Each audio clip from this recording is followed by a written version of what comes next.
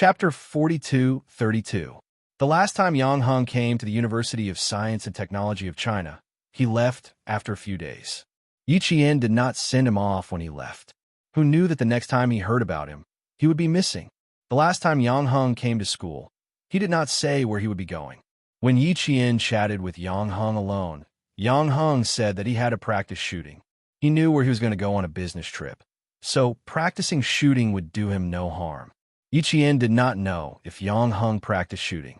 As an accompanying translator, he should have been equipped with a light weapon for self-defense when he entered a country with civil strife.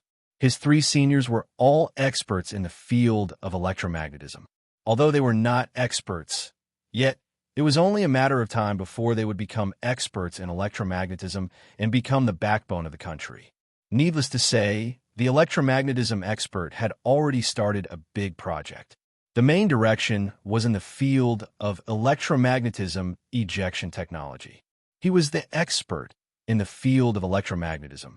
His three seniors were the disciples of this expert in electromagnetism and also the seniors' doctor instructors.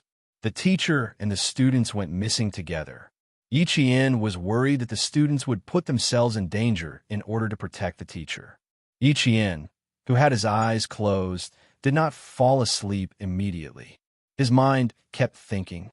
Although he seemed to be asleep, he was actually very awake. After thinking for about 2 hours, Yi Qian slowly relaxed his mind and fell asleep. Xia Jinyuan, who had already arrived at the base and started training all the Special Forces soldiers, did not know that his girlfriend had gone abroad for a mission. The Special Forces soldiers he recruited before he left had already become veterans who had been in the Snowfield Brigade for 2 years. As the captain, he had been away for more than a year and had not properly communicated with the veterans for 2 years. Now that he was back, he naturally had to seize the time to communicate with them. Once he discovered any problems, he would immediately rectify them. His communication was very simple. It depended on individual training and teamwork.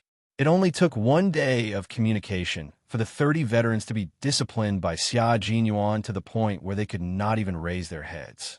On the second day back, Xia Jinyuan waved his hand and increased the intensity of the training. Not only did he increase the intensity of the training, but he also used a brush to write a few words that made the hearts of the 30 veterans bleed. He then used transparent tape to paste the words on the slogan erected on the training ground. A coward is not a bastard. There were only 5 words on white paper and black words. They were very big. Every time they ran a lap, 30 veterans had to pass in front of these 5 words. They were so embarrassed that their faces and ears turned red. G3 Rome was also very helpless. They had never been able to understand the thoughts of their commander. He looked like he was smiling, but who knew that when he turned around, his face would be covered with dark clouds. Even these veterans who had been on the battlefield with him for a few years were scared to death. The captain, who was almost 30 years old, was even more frightening than the captain from a few years ago, who still had a tender face. Especially when he was smiling 1 second and his face darkened the next second. That murderous aura made it seem as if he would casually reward them with a bullet. Xia Jinyuan was busy training the veterans and didn't have much time to rest in the past 2 days, let alone call his girlfriend to check on her. Even if he and Yi Qian were both in China, they wouldn't be able to speak on the phone even once a month. Yi Qian went abroad to cooperate with Li Jinyan to carry out missions, while Xia Jinyuan was in China to deal with the Special Forces soldiers who didn't meet his expectations at all. Li Jinyan was already waiting for his sister to come over. The male soldiers were a big target here. Sometimes when they asked questions, the hostile gazes of the soldiers gave Li Jinyan a headache. Chapter 42-33. Li Jinyan and his team found the missing ship, but the process of finding it was extremely difficult. In the end, they saw that the female military doctor in the peacekeeping force could enter the village and communicate normally with the locals. Big Shark suggested to Li Jinyan that they should send a skilled female soldier over. Send a female soldier with great fighting skills to come over? Who should they send? Li Jinyan, who also realized that female soldiers could make the locals lower their guard than male soldiers, fell silent. The only female soldier he thought of was his sister. Yi Qian, Qing Niao. Qing Niao has trained with us before, and we have a good rapport with each other. It would be very suitable to send her over as the vanguard. Big Shark also thought of Qing Niao, who had trained with him. Li Jinyan only thought for less than a minute before he contacted China. Thus, Yi Qian and her team were formed. Libya was a country filled with all kinds of dangers. The civil war had severely damaged the country's economy and system. Everywhere was fragmented, and there were ruins everywhere. Yi Qian walked out of the airport. Even the airport could see the traces of war. There were bullet holes on the telephone poles outside, and a car billboard was shot into a sieve. It was a shocking sight. 2 peacekeepers came to pick her up. In this place, even peacekeepers couldn't walk around alone. There had to be more than 2 of them because you never knew what dangers you would face next. The 2 peacekeepers had only arrived in Libya last year. A year of peacekeeping had allowed them to slowly adapt to the environment of Libya. When they saw Yi Qian, the smiles on their faces were brighter than the sun. The first thing Yi Qian did when she got on the car was to grab a weapon. She didn't have any weapons when she came from China. She didn't even have time to grab her self-defense weapon, silver wire. She took the car overnight to the military airport in Lady and then transferred to the airport in Libya's capital. Now, she really needed a weapon to defend herself. The Type 95 rifle, the uniform rifle that our peacekeepers are equipped with. There's also a Type 95 military knife. It's not uniform, but specially equipped by the squadron leader. 1 bulletproof vest, 1 locator, 1 compass, 1 night vision goggles, 1 helmet. Yi Qian opened a camouflage bag at the back of the car. The peacekeeper sitting in the front passenger seat told Yi Qian what individual combat weapons he needed. The peacekeepers tried their best to equip Yi Qian with weapons for individual combat. It was also the first time they had heard of a female soldier coming to support a special forces team. However, since these people were specially sent by the country, they were definitely not simple. No matter how powerful a soldier was, if she did not have a single combat weapon, her power would be reduced by half. When Yi Qian came empty-handed, the military had already asked the peacekeepers to prepare a single combat weapon for her. Yi Qian, who was wearing a camouflage short-sleeve shirt, first put on the desert camouflage uniform for special operations. Due to the environment, desert camouflage was more suitable for hiding. Dressing and changing were all done in the car. When Yi Qian changed out of his pants, the peacekeepers carefully moved the central rearview mirror in the car. When Yi Qian put on the helmet and began to check the guns and ammunition, the peacekeepers heard the sound and adjusted the rearview mirror again. They have now found the small town of Cowell, which is close to the tropical rainforest. It's a 7-hour drive from the capital airport. We'll send you directly to Cowell now. There's also a map inside. You could take a look. Chapter 4234. Map? Yi Qian thanked him and immediately opened the side zipper of the camouflage bag. He took out the map and spread it on his lap to look at it. The location marked with a red pin is near the island where the 5 people went missing. Our special forces found the missing ship. There was no sign of fighting, and it was not damaged. The fresh water and food on the ship were all taken away. Even the fuel in the ship was removed. With the missing ship as the center, our special forces searched 5 kilometers and found footprints. They were not messy, and there were no traces of blood along the way. Judging from the current situation, the safety of the 5 missing people is not much of a problem. Initial suspicion is that the crew and them planned the hijacking. If the hijacking experts, students, and interpreters wanted to kill people, they could have killed them directly when they hijacked the ship. Yi Qian asked, "Have you found the crew's family?" "No, he doesn't have a family." The peacekeeper said in a deep voice, "He is a crew member of a navigation company. He has always worked for the local navigation company. Sometimes our peacekeeping force will also ask him to go out to sea. There has never been a problem." When the peacekeeper mentioned the crew, the eyes of the peacekeeper who spoke became much colder. There are people marching and protesting in front. The peacekeeper who was driving suddenly whispered. Before Yi Qian could react, the peacekeeper who turned his head to talk to Yi Qian suddenly changed his expression. The car that was originally driving in a straight line quickly turned a corner and rushed into a side road where the houses on both sides were in ruins. The car was driving very fast. Even if there were abandoned bricks in front, it would still run over them.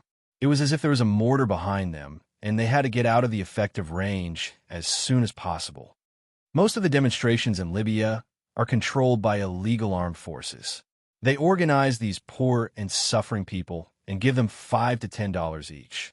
In less than a day, they can organize a demonstration of hundreds of people and use the people to put pressure on the parties. Sometimes there are casualties. The peacekeeper in the front passenger seat said with a solemn expression, "When we encounter a demonstration, our first choice is to avoid it. We must not have a head-on conflict with them." At the end of last year, the engineering team was building a bombed road to the train station. They were disturbed by illegal armed forces and finally chose to abandon the car and leave. When it came to the current situation in Libya, the two peacekeepers' expressions were particularly solemn. As soldiers, they naturally knew the cruelty of war. However, before they became peacekeepers, they had been living in a peaceful country. When they were really in a war-torn country, they had a deeper understanding of the word peace. Peace. It was hard to come by. Gunshots rang out beside them. Yichien looked back and saw the government troops in Libya's military uniforms and fired warning shots into the air with shields in their hands. Shields. This was the airport of Libya's capital. It was also the most important transportation hub in Libya. If even the airport was controlled by illegal militants, then the country would not be far from destruction. The two peacekeepers also heard the gunshots. They sighed and smiled bitterly. Now they had to come. It was not Yi Jian's first time standing on the territory of a war-torn country, nor was it her first time witnessing a country's internal strife. Even though she had experienced it before, she still felt depressed when she faced it again. Chapter 42:35. The atmosphere in the car became a little heavy. Because the road conditions were very bad, the peacekeeper driving did not speak anymore and focused on driving. It was only when the gunshots could no longer be heard that the atmosphere in the car improved slightly. The situation in Libya was very complicated, and political instability was an important reason. At the end of the 1980s, civil war broke out in Libya, and the flames of war continued into the 21st century. The country was no longer a country, and families were no longer a family.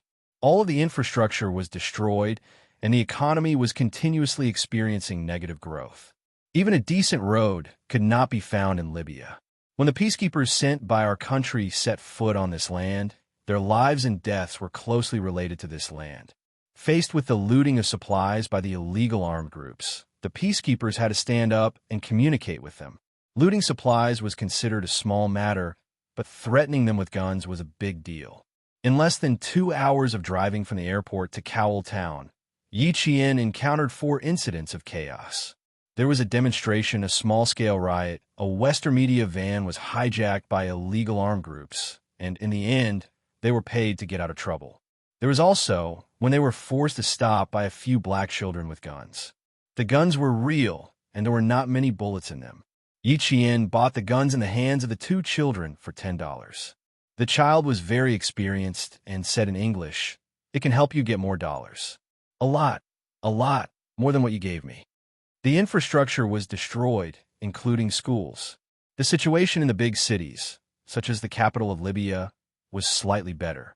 Although the schools were destroyed, at least the students could still attend classes.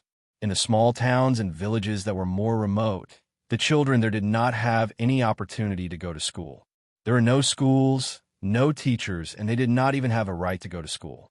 Of the 10 children who hijacked Yi Qian's van, the oldest was 16 years old.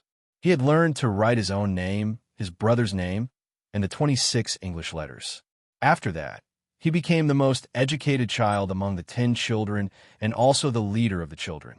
He was a very smart child, but he was held back by his own country. Only when there is a country can there be a home, and only when there is a home can there be a country.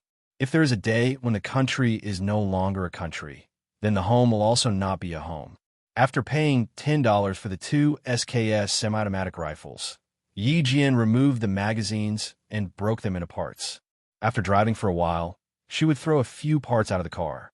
After driving for a while, she would throw a few parts out of the car. After driving for a while, she would throw a few parts out of the window. It took her 2 hours to throw all the parts out of the window. The SKS, which had a capacity of 10 rounds, had long been phased out. It was equivalent to an antique gun. He did not expect to see one here. Many of the obsolete guns were never investigated. They were all given to the people by illegal armed groups to coax the people into doing something for them. Here, people who have guns in their hands feel safer. When it came to the civil strife, the peacekeepers were also helpless. What they could do was within the scope of their duties. If they overstepped their boundaries, they would be targeted by the United Nations and cause trouble.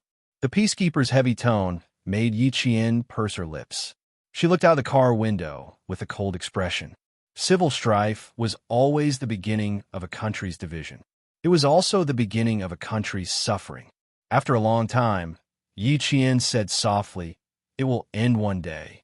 When this day is over, you will be able to return to your country." Chapter 42:36. The atmosphere in the car instantly relaxed because of Yi Qian's words. Returning home? That's right. Once things were on track, they would be able to return home. The first batch of peacekeepers to head to Libya smiled hopefully. Yes, we all hope that everything here will end as soon as possible. The basic operations of the country will start again. We will have a home to return to, books to read, things to do, and money to earn. Don't worry. The hard times will pass. Hope is right in front of us. We just have to walk through it. The peacekeeper driving also smiled. My daughter said, "Dad, don't get tan like the tanned uncle on TV. Before I return home, I have to work hard not to get tan like that uncle." Libya was a small country in West Africa. It had a tropical monsoon climate with an average annual temperature of about 25 degrees Celsius. After the short rainy season, the sun was basically everywhere. It was very hot and very hot. The soldiers who came over were already tan enough in China, but they were even darker here. As the topic of the country was brought up, the smiles on the three men's faces grew. Yi Qian, who was not good with words in the past, was now able to chat freely with the two peacekeepers he had only known for less than 2 hours. However, as the road became more complicated and they had to take detours sometimes, the smiles on their faces faded. They arrived at a small city. Before the car could enter the city, it was stopped by the government troops stationed there. The soldier in the front passenger seat motioned for Yi Qian to sit still while he got out of the car to communicate with the government troops who stopped them. The government troops could tell at a glance that these were peacekeepers sent by China. Some of the government troops were still very hostile to foreign troops entering their country, especially the indigenous black people of Libya. They were quite hostile to the arrival of foreign troops. The black man who stopped the car was an indigenous person. The peacekeeper got out of the car and tried to communicate with him. Instead, he pointed a gun at his head and roared fiercely, "Stay away from me, you guys with bad intentions. You are not allowed to enter this place. Stay away from me." After he finished his roar, he put 2 fingers in his mouth and blew a sharp whistle. Soon, Yi Qian saw 4 more black men running over with guns. Their military boots kicked up dust, and the heat wave hit them in the face. Yi Qian could already see their hands reaching into their camouflage bags, ready to take out their guns at any time. The peacekeeper sitting in the car said calmly, "Don't worry. The government troops will not dare to attack the peacekeepers. There will be a small conflict, but it will be over soon." Indeed, it passed very quickly. About 5 minutes later, the peacekeeper who had a gun pointed at his head returned. He was only 23 years old, and in less than a year of peacekeeping, he was already able to handle conflicts on his own. Sitting in the car, he said with a serious expression, "There's a conflict between the 2 parties. The situation in the city is not good. We need to take a detour." The young peacekeeper picked up the map and drew a line on the map. "It will take at least 2 more hours to complete the detour. If we take this detour, we won't be able to reach the town as planned." The 2 peacekeepers looked grave. According to the original plan, they were supposed to arrive at Cowell Town around 6:30 p.m. and escort Yi Qian to meet up with our special forces. If they were to take a detour now, not only would they be delayed, but the dangers along the way would also increase. Libya wasn't safe during the day, let alone at night. Our country's peacekeepers only move within the barracks at night. Even the guards on guard duty will enter the barracks. This showed how dangerous Libya was at night. Chapter 42:37. Most importantly, they had already taken a detour for half an hour. Taking another detour, Yi Qian pursed his lips with a serious expression. If we don't get there before dark, we'll walk. What do you think? It was safer to walk at night. They could use the cover of the night to speed up their march. However, the distance was far. It was an hour's drive. With Libya's traffic conditions, other than the obstacles on the road, the entire journey wouldn't be fast. The better areas were about 80 yards, and the bumpy areas were about 30 to 40 yards. Even so, they could still drive about 50 kilometers in an hour. Walking 50 kilometers would take a little too long, but it was the best choice so far. However, there were bolder options. The older peacekeeper said, the car can just drive blindly. The speed can be slowed down a little. If something really happens, abandon the car. If it takes too long to walk, the reinforcements from the special forces can wait, but the 5 missing people might not be able to. Yi Qian didn't even think about the crux of the problem. He nodded and agreed. Yi Qian added, I've received night driving training. I could drive at night, or I could drive from now on, but the speed might be a little too fast. Therefore, they received a female special forces soldier. Take a detour and walk out of sight of the government forces. Then you could drive. The older peacekeeper didn't think much about it and agreed with Yi Qian's suggestion. The young peacekeeper nodded and said, okay. The car started again. During the detour, Yi Qian and the 2 peacekeepers chatted from time to time. They didn't panic because of this. Libya's traffic was inconvenient. After the civil war, there were explosions and destruction. There were only a few roads that vehicles could pass on, so there weren't many choices. After taking a detour of about 3 kilometers, Yi Qian drove. After the car was parked, the older peacekeeper got out and sat in the back. Yi Qian thought for a few seconds after getting in the car. He said to the young peacekeeper sitting in the front passenger seat, sit in the back. It's safe. If the car was too fast and the road wasn't familiar, the front passenger seat was the most dangerous position. The young peacekeeper did not ask for the reason. He immediately unbuckled the seat belt and sat in the back of the car. After Yi Qian started the car, he said, for the sake of safety, fasten your seat belts. Yi Qian had already sat in the back. The 2 peacekeepers looked at each other and fastened their seat belts at the same time. Just as she said, the car was going a little too fast. After about 10 minutes of getting used to the car, the speed could not be said to be a little too fast, but it was quite fast. At this moment, the 2 peacekeepers understood why they were all sitting in the back and why they had to fasten their seat belts. This speed, if they could drive at 40 kilometers per hour, the female soldiers could drive at 80 kilometers per hour. If they could drive at 80 kilometers per hour, the female soldiers could drive at 120 kilometers per hour. The entire speed was as fast as if they were driving on a national highway. Fortunately, they were able to bear it. Even if the road was bumpy and they bumped into the roof of the car from time to time, the 2 peacekeepers sitting in the back persevered and did not ask Yi Qian to stop because of this. They knew that this was the only way they could reach Cowell Town as soon as possible according to the original plan. Yi Qian was speeding all the way, but the situation on Li Jinian's side was not good. The militants under the NPFL had started another war in a small coastal town north of Cowell Town. Chapter 42:38.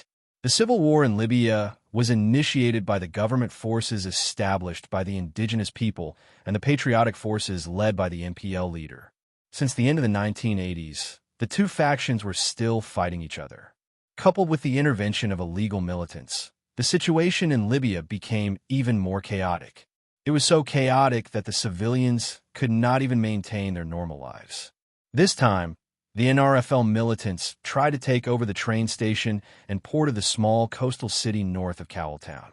They started the war at 4 o'clock in the afternoon, causing the small coastal city, which was originally calm, to be instantly plunged into a rain of bullets.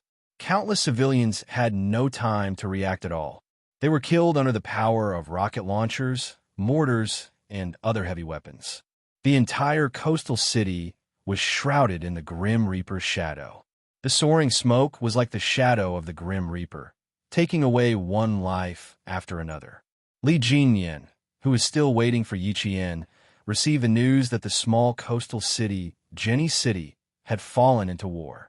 The news came from the construction squadron of the Chinese peacekeeping force stationed in Jenny City.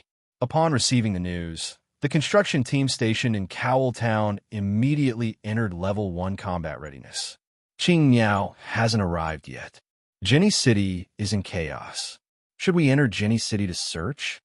The big merman who rushed into the tent had not yet stood still when his voice was heard. Jenny City, Cowell Town, and several other villages are within our search range. Now that the war is chaotic, I'm afraid that the clues will be cut off again. According to the abandoned ships, the direction of the last footsteps and vehicle tires all pointed to Jenny City and Cowell Town. Cowell Town was inhabited by the local indigenous people, and several nearby villages were the focus of the Storm Commando's search. Now, they were waiting for Qing Yao to enter the villages to inquire about the situation. However, before they made any progress, a war broke out in Jenny City, which was close to Cowell Town. If the missing commissioner, students, and interpreters were really in these two places, would they be relocated due to the outbreak of war? Li Jinyan was worried that they would be relocated. Junyan stared coldly at the military map spread on the folding table. His eyes were fixed on the places they were searching. Why did they kidnap the Chinese commissioner who supported Libya? What was their purpose? Why did they kidnap him from the seaside, but not from the sea? Why did they take the land route? After taking the overland route to Jenny City and Cowell Town, where would they go in the end? Li Jinyan, who was staring at the military map, had a cold look in his eyes. In the end, his gaze slowly swept along a railway line, and a dark light flashed in his dark eyes. Finally, his gaze locked onto the train station of Jenny City. It was also the only train station where trains could still travel normally.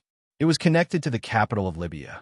If there were refugees who wanted to escape, most of them would take this train, which was protected by the government forces, to the capital. Further south, they would enter Libya's largest port. Then, since the people who kidnapped the Chinese representative abandoned the sea route and took the land route, then was it possible that they wanted to take the Chinese representative, the students, and the translator by train, leaving Libya by train? Or did he have other motives? No, they would not take the train out of Libya. If they really wanted to leave Libya, why would they take the extra route to Jenny? A peacekeeping soldier holding a Type 95 automatic rifle walked in. The moment he walked in, Li Jinyan's gaze froze. Chapter 42:39. He turned his head and asked the Great Mermaid, "How many peacekeepers do we have in Jenny City?" The Great Mermaid was stumped. "I really don't know. I'll go and ask now." Reporting, there is a platoon of peacekeepers in Jenny City, and there's also a road maintenance engineer team, which is also a platoon of troops. The peacekeeper who came and reported the strength of the Chinese peacekeepers in Jenny City accurately. Li Jinyan's eyes moved slightly and asked in a deep voice, "How many peacekeepers are there in Corval Town?" "It's the same as Jenny City, with 2 platoons. Then there were a total of 4 platoons of troops, about 120 to 160 peacekeepers. It was not a large force, but it was enough to deter. Li Jinyan didn't ask the peacekeeper what the matter was. He had just found a clue, so he had to hurry up. His eyes became colder and colder as he asked again, "Have the NRFL militants ever proposed to negotiate with you?" "Twice, but they were stopped by the government forces." "Do you know what they want to negotiate about?" Li Jinyan asked one question after another, and the peacekeeper quickly answered, "The content is not clear. Our army does not participate in the confrontation between the two sides of other countries." Could it be that the NRFL militants who were fighting with the government forces had kidnapped the Chinese expert to complete the negotiation with the Chinese peacekeepers? If so, it could barely explain why they wanted to kidnap the Chinese personnel. It was just a barely explainable explanation, but the fundamental reason was still not valid. Kidnapping for the sake of negotiation, Li Jinyin felt that he had missed something. While he was still pondering, the peacekeeper had already told him what he was here for. Two boys who ran outside the camp to ask the Chinese peacekeepers for help said that they saw several Chinese people sitting in a military truck in Jenny City. They received the latest news that the missing Chinese expert, trainee, an interpreter appeared in Jenny City at about 6 o'clock in the afternoon yesterday. They were sitting in a military truck, and the driver was an NPFL militant. The clues were provided by two boys around 16 or 17 years old. They fled from Jenny City to Corville Town and planned to walk to the capital. To be on the safe side, Li Jinyin took out several photos of unfamiliar faces for them to identify. One of them recognized the translator, Yang Heng, and the other recognized the expert. The two boys stayed behind in the Chinese construction camp in Corville Town. Firstly, it was to protect them. Secondly, it was also to watch over them. Since they were the ones who spread the news, whether it was true or not, they would only know when they arrived. So far, the chaotic environment had made it very difficult for the Storm Commandos to conduct their search. Whether it was true or not, the fact that the two black boys recognized the interpreters, Yang Heng and Commissioner Miao, was enough proof. Before they set off, Li Jinyin told the captain of the engineering team in the construction camp to head to Yanni City as soon as the female soldiers supporting them arrived.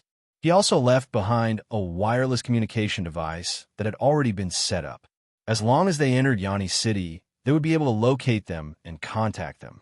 When Li Jinyin and the others set off, they already knew that Yanni City was in chaos and that there was a lot of activity. However, they did not expect that they were still 17 kilometers away from Yanni City and had not yet passed through the tropical rainforest.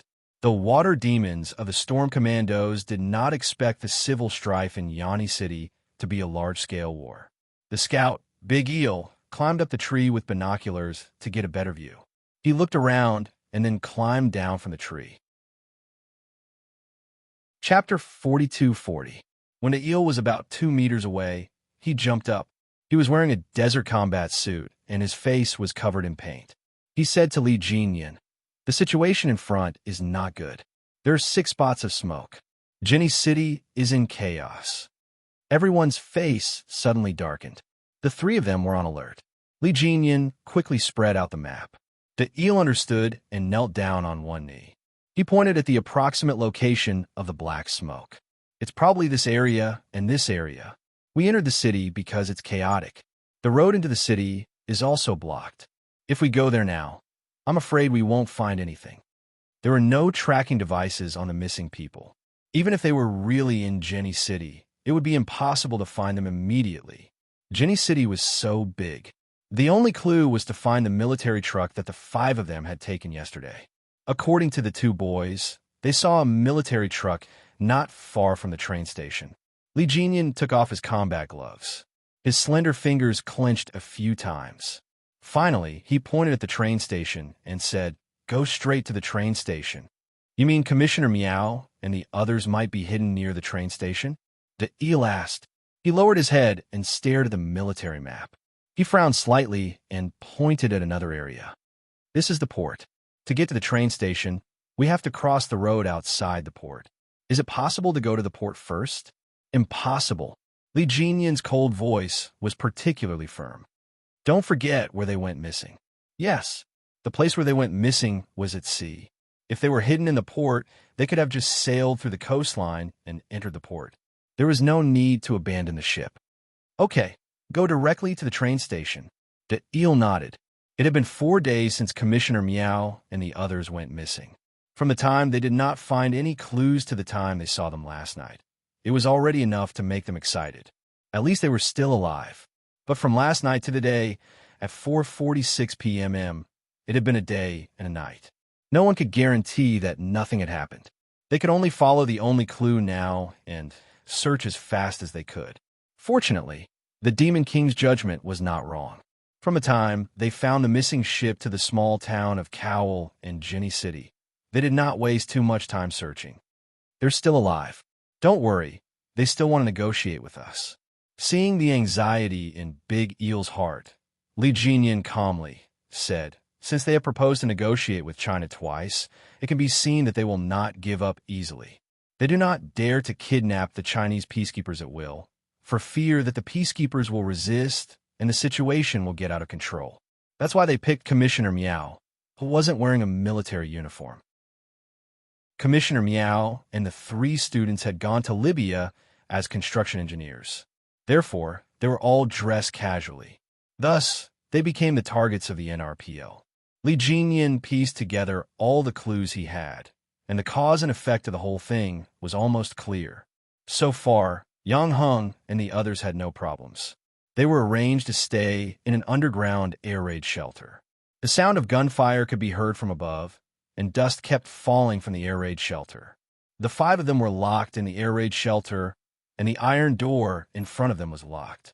There was no need to look at the situation outside. Just by listening, one could tell that something big had happened. However, the 5 of them had no idea. They had already tried to see if they could open the lock, but in the end, they failed. They could only stay where they were and wait for rescue. Chapter 42-41. Commissioner Miao, who was waiting for rescue, did not panic. Similarly, the 3 students did not panic either. Yang Heng had been in contact with different people since he was a child, so his state of mind was also very stable. Furthermore, the people who had captured them had said that they did not have any ill intentions and that they would be fine as long as they cooperated. Therefore, Yang Heng did not panic. Now, the bomb shelter seemed to be a little unstable. More and more layers of dust were falling, and the ground was shaking more and more frequently. It felt like the bomb shelter was about to collapse. Why did it feel like this place had become a war zone? Just as this thought flashed through Yang Heng's mind, he heard hurried footsteps in front of him. Yang Heng stood up immediately and looked ahead cautiously. The metal door opened, and Commissioner Miao and his group of 5 were urgently evacuated. Concentrated gunshots rang out from every corner of the city. In the gradually darkening sky, the bullets were like meteors falling from the sky, leaving trails of blood behind them. They were not far away from Cowl Town, less than 40 kilometers away. Yi Jian drove at full speed all the way. The 2-hour detour, coupled with the fact that the road was obstructed from time to time, Yi Jian relied on her excellent driving skills to make it back 1.5 hours later than the original plan. If everything went as smoothly as before, they would reach the town in about 30 to 40 minutes. The closer they got to the end, the more tense their expressions became. They did not relax, just because they could reach the town as soon as possible. The sky was already dark, and dusk was approaching. Yi Jian, who did not turn on his headlights, slowed down the car. Transportation in Libya was quite bad. The entire country was riddled with holes. Almost none of the roads that connected the various cities and towns were in good condition. The war had destroyed the land and destroyed the roads, especially the roads leading to the villages and towns. Before the Civil War broke out, the roads were filled with yellow dust and potholes. After the Civil War, the roads were even worse. The roads were full of bumps and potholes, either left by artillery shells or blocked by huge broken trees. Even with Yi Qian's excellent driving skills, there were a few times when the wheels of the car got stuck in the craters. As the sky darkened, they were about to enter Cowl Town, but they were intercepted by someone. Yi Qian stared at the checkpoint in front of him. There were only 2 wooden stalls, one on the left and one on the right. In the middle, there was a felled tree about the size of a child's arm. His eyes darkened. Fortunately, the sky was not completely dark yet. She could see the checkpoint in front of her from afar. Calling it a checkpoint was an exaggeration. She was sitting in the front and noticed it in advance, but the 2 peacekeepers who were in charge of observing the left and right didn't notice it. Although they didn't notice it immediately, they immediately sensed that something was wrong. The speed of the car slowly decreased from 60 kilometers per hour to 50 kilometers per hour and then to 10 kilometers per hour. Yi Qian, who was staring straight ahead, rolled down the car windows on both sides. The hot wind from the day blew into the car. With a cold gaze, she asked the 2 peacekeepers, "When you came over, did you do such a check?" "Yes, Cowl Town and Yani City are both controlled by the government forces. They're very cautious. He was an old squad leader with the surname Fong. He was part of the first batch of peacekeepers sent to Libya. The young peacekeeping soldier's surname was He Wei. He was the soldier that squad leader Fong led in China. Chapter 42-42. Their answers did not make Yi Qian feel relieved. Before they got close, she asked again, "How's the government's attitude towards our army?" "Not bad. We can get along peacefully." Squad leader Fong answered without thinking. The soldiers who came to maintain peace would not interfere with the government's affairs. Naturally, both sides would get along peacefully. Yi Qian did not feel peace from the four armed men who walked over. On the contrary, she smelled blood from the wind that blew into the car. It was very faint. As the twilight wind blew, the faint smell of blood dissipated in an instant. Yi Qian's eyes darkened. Even her voice was tense. "I'm afraid there's something wrong with them. Be prepared." Squad leader Fong was about to get out of the car to communicate with the government soldiers when he heard this. He opened the car door and closed it again. The Special Forces' intuition was better than theirs. Just like now, his intuition told him that he should believe the female soldier's words. "I'll act according to the circumstances. I'll be ready to charge at any time," Yi Qian said as she closed the car windows and put down the handbrake again. She was ready to charge at any time. Also, don't get out of the car. They did not come with good intentions. Regardless of whether they were government soldiers or not, they must not get out of the car. Squad leader Fong said softly, "Okay, I'll ask them first. Be prepared to charge at any time." It was already late at night. It was not safe. Even if they were government soldiers, squad leader Fong did not want to get out of the car to communicate. Safety was the most important thing. It was best to be careful. The four armed men walked over. Two of them stood in front of the car. One of them patted the hood of the car and stood in the front passenger seat. Then he realized that there was no one in the front passenger seat and retreated to the back door. The other knocked on the car window and signaled for Yi Qian to get out of the car and talk to him. Squad leader Fong, who was sitting behind Yi Qian, put down the car window. Because he was vigilant, he did not put down all the windows. He only put down half of them and introduced himself. "Hello, I'm..." Before squad leader Fong could finish his sentence, Yi Qian did not hesitate anymore. She released the brake and stepped on the accelerator. The car rushed out with a roar. Bang! Bang! With two loud bangs, Yi Qian rammed into two black men who had been aiming their guns at the car. The car shook violently, and the left wheel ran over one of the black men's body, and the car sped several meters away. The moment squad leader Fong put down the windshield to speak, Yi Qian could smell the thick stench of blood. At the same time, she saw from the rearview mirror that the black man, standing at the back door on the right side of the car, made a gesture. It was a gesture for shooting. Without any hesitation, Yi Qian didn't care if there were people standing in front of the car. With a ruthless look in his eyes, he drove the car straight through. That was not an ordinary person. It was her enemy. Yi Qian would never show mercy to his enemies. He stepped on the accelerator, and the man was sent flying. At the same time, gunshots were heard. "Hold on tight. It wasn't the government army just now. They wanted to kill us." In the car, Yi Qian said calmly, "Just now, they wanted to rob the car and kill us." If Yi Qian, who was driving, hadn't seen these people's unfriendly gazes and stepped on the brakes, even when the car came to a stop, they would have been killed by the people who were shooting from behind. There were only two kinds of people who dared to shoot peacekeepers. One was Libya's illegal armed forces, and the other was Libya's indigenous people who were very hostile to peacekeepers from other countries. Even if they were peacekeepers from Western countries, they would not kill them without hesitation. Chapter 42-43. The gunshots chased after the back of the car, and the bullets hit the back windshield of the car. With a crash, the windshield shattered and scattered along the back of the car. Some of the broken glass even splashed onto the two peacekeepers who were hiding behind the car's seat. He Wei's face was a little pale. Although they had gone to Libya for peacekeeping, they had not been in such immediate danger and were being chased by bullets. "I'm going through the checkpoint." Yi Qian did not pay attention to the people behind her. She stopped about 40 meters away from the checkpoint. Now, There were gunshots behind her, and the people in front also raised their guns.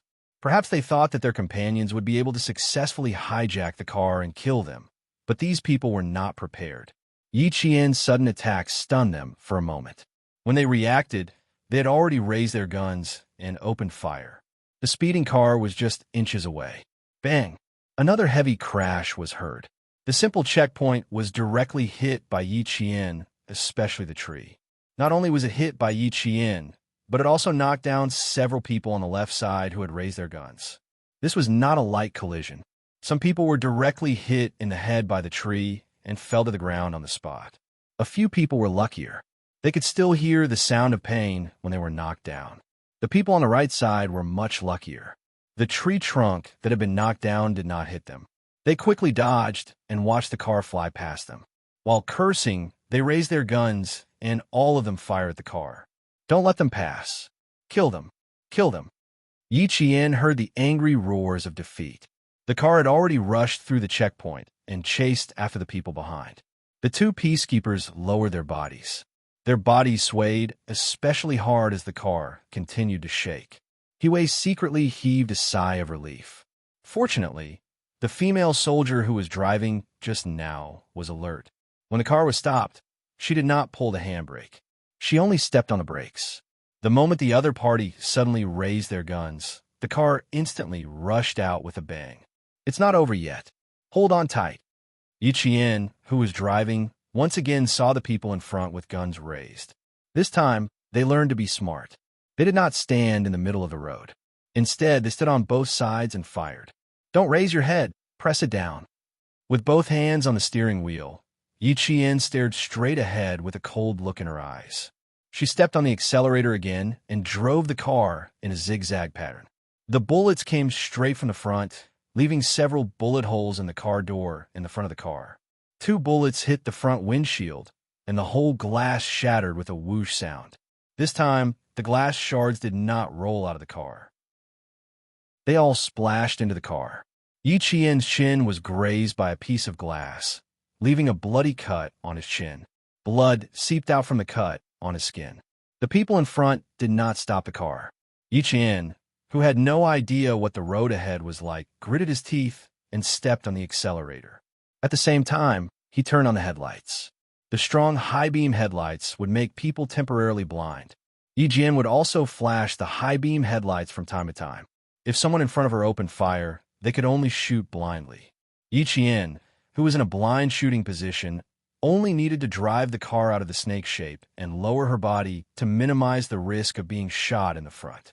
However, reducing the risk to the minimum did not guarantee her safety. The car's fuel tank was punctured, and the fuel gauge disappeared one by one. Yi Qian's expression became more and more serious. They had to abandon the car. Chapter 42-44. She had wanted to drive into the mountains filled with tropical trees, but the car was running out of fuel. They had to abandon the car. Grabbing the Type 95 rifle and the camouflage bag with 2 magazines left, Yi Qian yelled, "Jump!" The 3 of them opened the car door at the same time. Abandoning the car with a leaking fuel tank, the 3 of them ran as fast as they could in an escape route. Naturally, they couldn't run along the road as that would make them live targets. They chose to run off the road. They saw a few trees and thought they would find a place to hide, but when they reached a few scattered trees, the 3 of them came to an emergency stop. They were now on top of a slope, and below them was a village with smoke curling up from it. Running into the village would increase their chances of escaping, but the people chasing them were armed. If they couldn't find the 3 of them, there was a high chance they would shoot at civilians. Killing innocent people was a common occurrence in Libya, which was a civil war. There was another reason. Who knew if the village was a bandit's nest? Although there were some twists and turns along the way, overall, they were fine. However, they were being chased not far from this village. There was no harm in being more careful. The 3 of them didn't discuss it, but they all made a decision at the same time. Yi Qian yelled, "Run forward." The 2 peacekeepers said at the same time, "Run forward." There was no communication, not even eye contact. The 3 of them gritted their teeth and ran into the forest ahead. If there were no accidents, they would have driven into the forest by now. After passing through the tropical forest, they would arrive at the small town of Cowell, about 10 kilometers away. The three of them didn't run together. Instead, they ran about a meter apart. They couldn't fight back and didn't even have a place to hide. The best thing to do was to run faster and widen the range of the bullets. When Yi Qian abandoned the car, he was about 500 meters away from the unknown pursuers. The fuel tank was hit, and the car couldn't be driven anymore, so they had no choice but to abandon the car. Although there were gunshots behind them, the range was too far. They wouldn't be hurt for a while. Therefore, they could still run. They had to grit their teeth and use all the physical strength they had accumulated over the years as a soldier to run as fast as they could. Right now, they couldn't fight the enemy head-on. They didn't have enough manpower and ammunition, so they could only think of a way to escape. Yi Qian had participated in many actual battles, but this was the first time she had been chased like this, and she didn't even have the strength to fight back. This made her eyes so cold that they seemed to be covered with a layer of ice. They were still quite a distance away from the forest. Fortunately, the sky had darkened and the darkness of the night became their cover, causing the pursuers to lose sight of their target. However, they did not give up. Instead, they continued to shout and shout. A dilapidated truck rushed out from the side of the road. It was so dilapidated that only one side of the truck's headlights could be seen. It picked up the people who were chasing after Yi Qian and the other two. The rumbling of the car's motor and the fierce and arrogant roars of the people came from afar as the dilapidated truck chased after them. When Yi Qian and the other two heard the sound of car approaching, their expressions turned even more serious than before. This time, they were in trouble. Split up and run. At this moment of life and death, squad leader Feng shouted at Yi Qian from behind, "Go straight to the town. The Chinese peacekeeping forces camp is there. You'll be safe once you get there. Leave them to me and He Wei." Chapter 42-45. The three of them continued to move forward, but the enemy had a car. None of them could escape. The best way was to scatter and run, and give the opportunity to escape to the female soldiers who came to support them. When Yi Qian heard this, she turned her head and said without thinking, "Split into two groups. I'll lure them away." But it was too late. Squad leader Feng rushed to the side of the road alone. He planned to lure the car away by himself. Yi Qian's eyes suddenly turned ruthless. This won't do. Squad leader Feng will be in trouble. Yi Qian didn't even think. She rushed to the side of the road and rushed towards squad leader Feng, who was behind her. The car hadn't arrived yet, but the dim headlights shone over from the winding road. Yi Qian held squad leader Feng's wrist tightly and said word by word, "Leave it to me. I'll take care of it. You guys ambush on both sides. I'll shoot their driver and the headlights. As long as we take care of these two things, we'll have more time." As Yi Qian spoke, she started to move. She was running back. This made squad leader Feng and He Wei, the two peacekeepers, shocked. Why was she running back? Squad leader He Wei was so anxious that he was sweating even more. Squad leader Feng said in a deep voice, "Follow the orders." Follow her. Now was the time for real combat. They only had actual combat exercises in China and lacked real combat experience. Since the female soldier who returned was entrusted with this important task, she must have real combat experience that they lacked. The female soldier in front of them was very likely a female Special Forces soldier who had been on a real battlefield and could quickly fight from a disadvantage. Squad leader Feng and He Wei didn't have much time to think, nor did they have much time to think. Yi Jian, who had excellent mobility, had quickly laid prone on the uneven road. Her cover was a slope. "You guys cover me." Yi Qian laid prone and loaded the gun. Her finger was already on the trigger. She didn't give the two of them a chance to regret. She didn't want squad leader Feng to risk his life to lure the enemy away. If that was the case, she might as well take the risk. "He Wei, cover me." Squad leader Feng, who was sweating profusely, didn't have time to think. His voice was so heavy that it could make a hole in the ground. He only had time to carry out his orders. The two of them lay prone on the grass on both sides of the road. Similarly, they had no cover. Fighting the enemy head-on without any cover was the most dangerous battle. However, The three of them had no other choice. They were at least 2 kilometers away from the forest. There was no way they could run in. As such, he could only give it his all. Yi Jian was betting on the fact that she could shoot twice as fast as the others. She was betting on her shooting accuracy. The dilapidated truck that was on the verge of being scrapped bounced up and down the road. Its dim headlights swayed as it approached. When the front of the truck tilted up the slope and then down again, Yi Qian's slender fingers instantly pulled the trigger. The reason why she came back was to find an advantage in a disadvantage, and her current shooting position was the advantage she found. There were 2 slopes in front of her, and she was on the third one. As the truck tilted up and down, the driver's vision would be affected. She fired from a slight advantage. The front windows of the truck were usually 5 millimeters tempered or 3+2 laminated. The 5.8 millimeters ammunition of the Type 95 automatic rifle could penetrate an 8 millimeter steel plate within 100 meters and still have some lethality. The lethality of the rifle combined with her current shooting position was what Captain Xia said. Find an advantage in a disadvantage and counterattack. Chapter 42-46.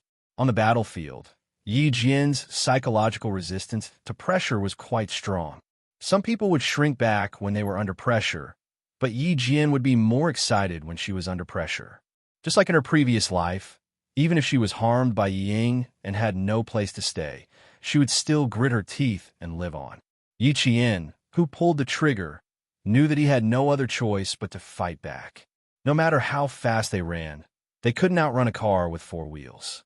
There was no way they could outrun it, so they could only fight back. The bullet tore through the air like a meteor with a fiery tail. Wherever the bullet passed, it seemed to tear the air into 2 parts. The 3+2 tempered glass of the car was pierced through, and the driver fell to the ground. The Grim Reaper had quietly arrived at his side without any warning. Blood flowed out from his right eye socket, and at the same time, a white bloody blob of something fell out of his right eye socket. The car was 90 meters away, and Yi Qian couldn't see the target clearly. She shot the driver in the car. It wasn't a direct hit to the forehead, but the bullet pierced through the driver's right eye. The bullet then went through the driver's head, and he died. The guy in the car with him widened his eyes in shock. He heard the gunshot, and now he realized that his comrade had been shot. Then, the truck lost control of the driver and went out of control. The truck was so broken that the sound of the engine was especially loud. Even the sound of the gunshot was drowned out by the rumbling of the engine. The guy in the car held the steering wheel with one hand and raised the gun with the other. He didn't realize what had happened, but he knew that the car was out of control. F***CK, what are you doing? Thinking that it was a joke, someone knocked on the roof of the car with the butt of the gun. The guy in the car was so shocked that he yelled the driver's name. He rushed over and tried to control the steering wheel, but the car suddenly lost control. It twisted a few times and went straight to the side of the road. Another bullet pierced through the air. This time, the bullet hit the headlights of the truck. The dim headlights went out, and the darkness of the night once again enveloped the area. Squad leader Feng and He Wei heard a rumbling sound in front of them that sounded like a car had flipped over. They didn't even have time to fire a single bullet, and they didn't even realize that Yi Qian had finished shooting. They heard the female soldier shout, "Retreat." Now was the time to retreat. Retreat immediately into the forest. They didn't know how many soldiers the enemy had, so they couldn't waste time here. If they could avoid it, they would. If they couldn't, they would fight. Now, they had gained more time to escape. Squad leader Feng, who was lying in the shallow grass by the side of the road, jumped up. He Wei, retreat. The 2 figures quickly approached Yi Qian. They needed to enter the forest as soon as possible. Only by entering the forest would the danger level decrease. When He Wei ran close to squad leader Feng, he swallowed a mouthful of saliva and hurriedly said, "Squad leader, I heard 2 gunshots just now. They were so far away, but she actually hit the driver. It was too terrifying. When the distance was about 100 meters, the female soldier really hit the driver with the Type 95 rifle. How did she identify the target? How was he able to shoot accurately within the maximum range of the 95 rifle?" Squad leader Feng's shock was no less than He Wei's, but now was not the time for the two of them to ask each other questions. Run. Seize the time to run. That was what they needed to do the most right now. Chapter 42-47. In front of them, the truck overturned. There were more than 20 people in the truck. Except for a few who reacted quickly and jumped out, the rest of the people overturned with the truck. Fortunately, both sides of the road were flat. Even if the truck overturned, it didn't cause too many casualties. Two people were quite unlucky. They were crushed by the truck and died on the spot. A few others were crushed by the truck and screamed in pain. Most of them managed to climb out by themselves. Chase! Chase! The illegal militants who climbed out with only minor injuries roared angrily. They did not deal with their companions who were screaming under the truck. Instead, they picked up their guns and chased after them. Cowltown and Yenny City would belong to them. No one would be allowed to enter, not even the peacekeepers. That was where their kingdom would be. These unidentified guys were illegal militants who split from the original indigenous people. Libya was in chaos. The lawless people who wanted to become the ruler of the country took advantage of the chaos and began to kill. The government forces and the NRPL militants had to fight these separatists. Now, Yenny City was in a three-way war. No one would back down. Everyone wanted to win. In the road construction engineering camp of the Chinese peacekeeping force in Yenny City, a black child handed a crumpled envelope to a peacekeeping soldier who was preparing for war. The letter was written by a leader of the NRPL militants. He clearly expressed his intention. He asked the Chinese peacekeeping force to evacuate Yenny City and Cowltown. He did not want to have any friction with the Chinese. This was the main reason why the NRPL had always wanted to negotiate with the Chinese. They did not want the Chinese peacekeeping force to appear in Cowltown and Yenny City. At the same time, the letter also expressed his hope that the Chinese side would step in and ask the government forces to withdraw. As long as the Chinese side did what they asked, the Chinese engineers and translators they invited would be sent back safely. This was the latest news about the target. In other words, the missing Commissioner Miao and the other four were not in danger. Mr. Miao's identity as an electromagnetism specialist was not revealed by the Chinese side. He and another electromagnetism specialist brought 3 students to Libya. They entered as construction engineers. Only Mr. President knew about their identities. Even the officials around Mr. President did not know about it. Now, the NRPL clearly told them that the missing Commissioner Miao and the other 4 were kidnapped by them. The Chinese peacekeeping force immediately contacted China through email. As for the president, the Chinese peacekeeping force did not want to tell him. The president would not cooperate with the NRPL's request, and Commissioner Miao and the other 4 who had fallen into the hands of the NRPL militants would meet with misfortune. The latest news arrived in China along with the mail. About 10 minutes later, Li Jinyan's satellite communicator received the latest news. Li Jinyan and the other 12 water ghosts who had snuck into Yenny City were hiding in the ruins of a building that had been bombed by a cannonball. When they received the latest news from their country, their previous speculation was confirmed. Now, they only needed to find Commissioner Miao and his group of 5. As for Qing Miao, Li Jinyan pursed his lips lightly. If he could find Commissioner Miao and the others tonight, Qing Miao wouldn't have to come to their aid. There would be no need for her to enter the village to inquire about the situation. As the eldest brother, Li Jinyan did not wish for his only sister to be caught in the flames of war. The flames of war were merciless, and he could not guarantee that his sister would be able to retreat safely. Chapter 42-48. In Li Jinyan's plan, he only wanted his sister to infiltrate the village as a female soldier to gather information. Other than that, Li Jinyan didn't have any other plans. He didn't want it to happen, but it didn't mean it wouldn't happen. Yi Qian was already exchanging fire. After entering the forest, she was already exchanging fire with the illegal militants. There were at least 2 platoons of soldiers, but they only had 3 people. This is the only way in a Cowltown and Yenny City. Now that it's controlled by the illegal militants, I'm guessing something happened in Cowltown and Yenny City. Squad leader Feng panted heavily and said in a tense voice, They're all illegal militants. I'm afraid it'll be difficult for us to get there." It wasn't that they were afraid of it, but it was already very difficult. They didn't have enough soldiers and firepower. The enemy had 2 platoons of soldiers. Yi Qian was facing the biggest problem in her military career. "We can't continue exchanging fire with them." Yi Qian tightened her grip on the rifle and said coldly, "We don't have enough ammunition. If we continue exchanging fire, it'll be very disadvantageous for us. We can only retreat now." Squad leader Feng agreed. They couldn't fight recklessly. 3 people against at least 2 platoons of soldiers. They couldn't rely on firepower to win.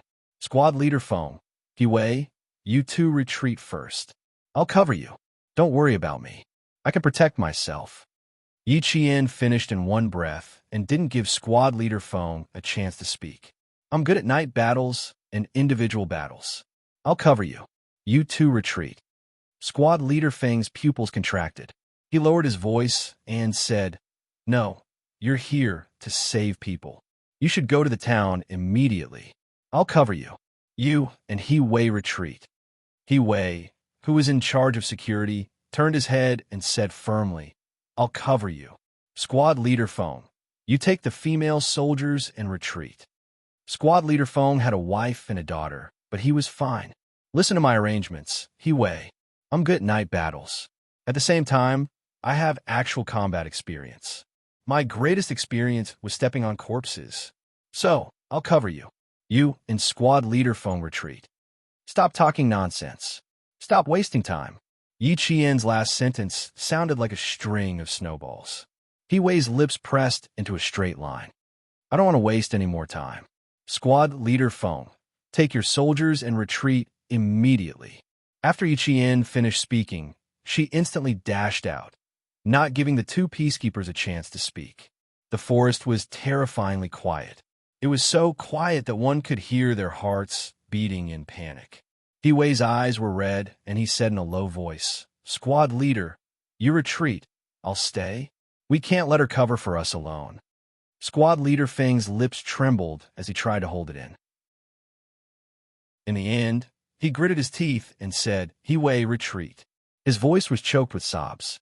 Yi Qian, who was good at night battles and individual battles, was not afraid of facing 2 platoons of soldiers alone. She also did not think that she would fall here. As long as there was no exchange of fire, she could fight her way out.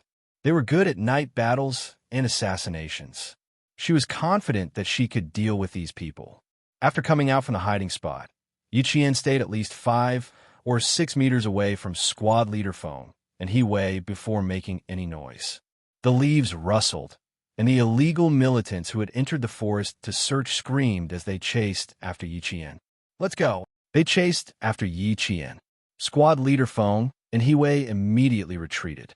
They had to hurry back to the barracks. They had to bring reinforcements to the female soldiers. There was the smell of blood in the wind. Yi Qian, who was fighting alone, was like the Grim Reaper in the forest. She used the combat dagger in her hand to fiercely stab into her target's neck. Then she sliced it sideways, severing the aorta, trachea, and vocal cords. There was no chance of survival. Chapter 42-49. Yi Qian did not completely expose herself. She was only trying to buy time for squad leader Feng and Wei to escape. She did not plan to kill the 2 platoons by herself. That would take too much time and expose that she was fighting alone. Once these people realized that she was hiding, they would set up their guns and shoot blindly into the forest. Even if she was extremely skilled, it would be difficult for her to escape. 20 minutes later, Yi Qian, who had killed 6 people, began to retreat. There was enough time. She believed that squad leader Feng and Wei had already escaped safely. In the forest, the illegal militants had already discovered that their comrades had died. Strange screams came from all directions. The entire forest was filled with the sound of rustling leaves. There was an uproar of people, shocked and angry. "Damn it! Come over quickly! They killed our comrades! They killed our comrades!" Someone shouted angrily. He was so angry that his blood vessels felt like they were about to burst. "Brewer! Brewer! Those damn Chinese peacekeepers, they killed Brewer!" I want to kill them. I want to kill them. The entire forest was in chaos. The two platoons had discovered that their comrades had fallen. They rushed over, the leaves rustling, and the sound of branches breaking could be heard. They must be nearby. They must still be nearby. Find them. Find them quickly. Everyone be careful. Everyone be careful. Chaotic footsteps could be heard. They no longer had the arrogance they had when they charged into the forest. Instead, they were nervous. Two people would have their backs to each other, and three people would have one person in front and two behind. The silent deaths of 6 people had cast a shadow over them. It made them tense. They were no longer as daring as before because they had more people. Yi Qian, who was hiding in the tree, slowly came down. Step by step, she retreated from their encirclement. Now, it was her chance to escape. Yi Qian was not in a hurry. She chose the safest way to retreat. She lightened her footsteps and left this group of illegal militants without making a sound. The smell of blood in the forest was very strong. The assassination method Yi Qian used was also the most common assassination method used by the Snowfield Brigade Special Forces. It was a cut to the throat, cutting across the neck. The main artery was the first to be severed. The blade then went deep into the throat, severing the vocal cords and trachea one by one. Just like that, 6 people were quietly taken care of. The silent assassination angered the illegal militants. After searching for a few minutes, they found another comrade who had been killed. This time, the anger in their hearts was completely ignited. They no longer just searched normally. They directly used guns. They raised the guns in their hands and fired blindly at the woods like firecrackers. They must still be nearby. Kill them. Kill them. Don't let them escape. Damn it, Libya doesn't need their help. Roaring angrily, they, who had lost their minds, began the most familiar slaughter. The bullets pierced through the trees and cut off the leaves. The sharp shards of the trees and the fresh, green leaves fluttered down onto Yi Qian's head and body. The blind attacks forced Yi Qian to be unable to continue retreating, and he could only lie down for the time being. The bullets whizzed past above Yi Qian's head. Countless gunpowder fell down and soon covered Yi Qian's back with a thin layer of gunpowder. After blindly shooting for at least 5 minutes, the firecracker-like noises in the woods finally stopped. Someone began to speak. Libya's language was English. Although the accent was heavy, Yi Qian could understand it. Chapter 4250.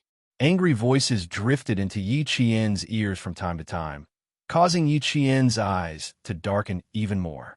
These people had disagreements over whether to pursue or not. It was naturally good for her if they didn't pursue. The stars in the sky shone brightly, illuminating the night with a hazy, smoky haze. The visibility range was up to 10 meters. Yi Qian, who was lying on the ground, could no longer hear the footsteps. She gently exhaled a mouthful of foul air mixed with the smell of dirt and slowly stood up. In the end, these people gave up on pursuing because they still had to guard the outside and not let anyone in. They wanted to turn Calville Town and Yini City into isolated towns and cities.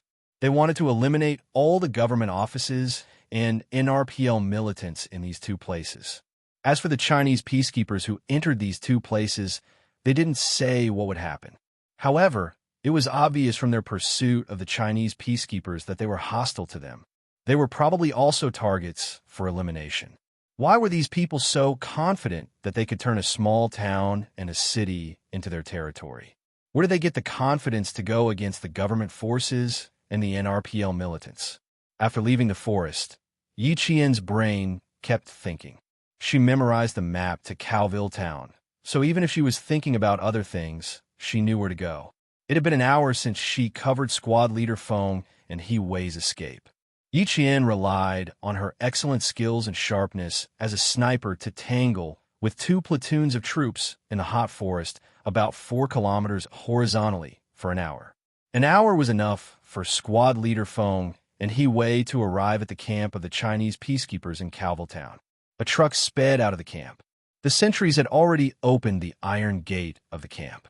The strong headlights illuminated the front like a sword splitting the night sky. There were a total of 15 armed peacekeepers in the truck. Squad leader Feng and He Wei, who had returned to the camp 5 minutes ago, were also in the truck. They and the other 13 peacekeepers went to rescue the female Special Forces soldier who came to support. She'll be fine. Don't worry. Special Forces soldiers aren't that easy to kill. In the car, Squad leader Feng gently patted He Wei, whose muscles were all tensed up. She'll be fine. She'll be safe. The young peacekeeping soldier held the steel gun, his jaw tight. Until now, he still regretted why he didn't stay. He should have stayed. I should stay with her. I shouldn't let her face it alone. Even if she's a Special Forces soldier, she still needs support. He Wei's voice was hoarse and heavy as he said, "2 people are better than 1, isn't it?" "No, not to her."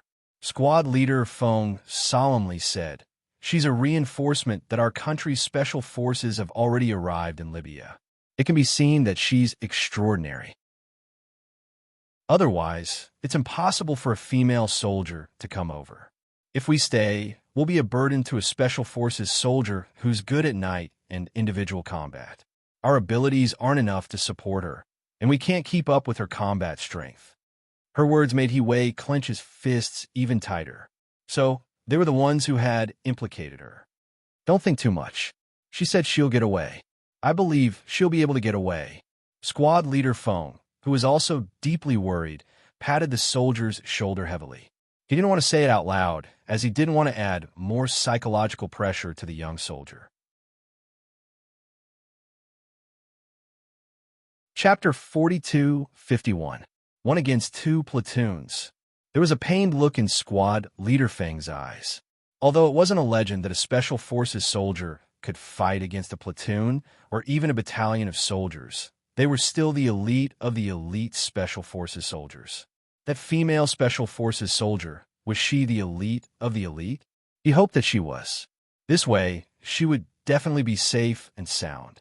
She would definitely be able to meet up with the male Special Forces soldiers who were waiting for her and successfully rescue Commissioner Miao and the other 4 people who had fallen into the hands of the NRFL militants. The atmosphere in the vehicle was somewhat solemn.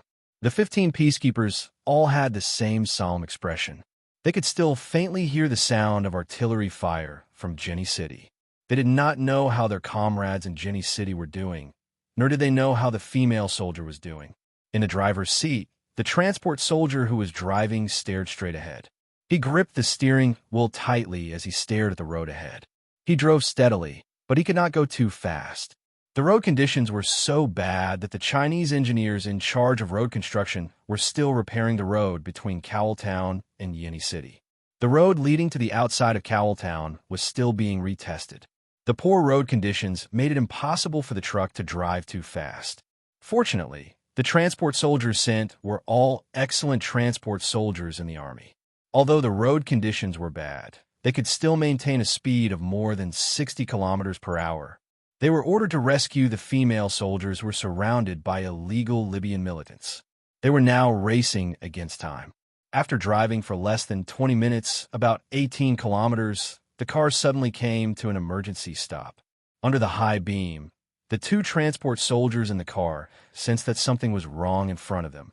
The only road leading to the outside had been cut down not long ago. Even the leaves of the trees were still green.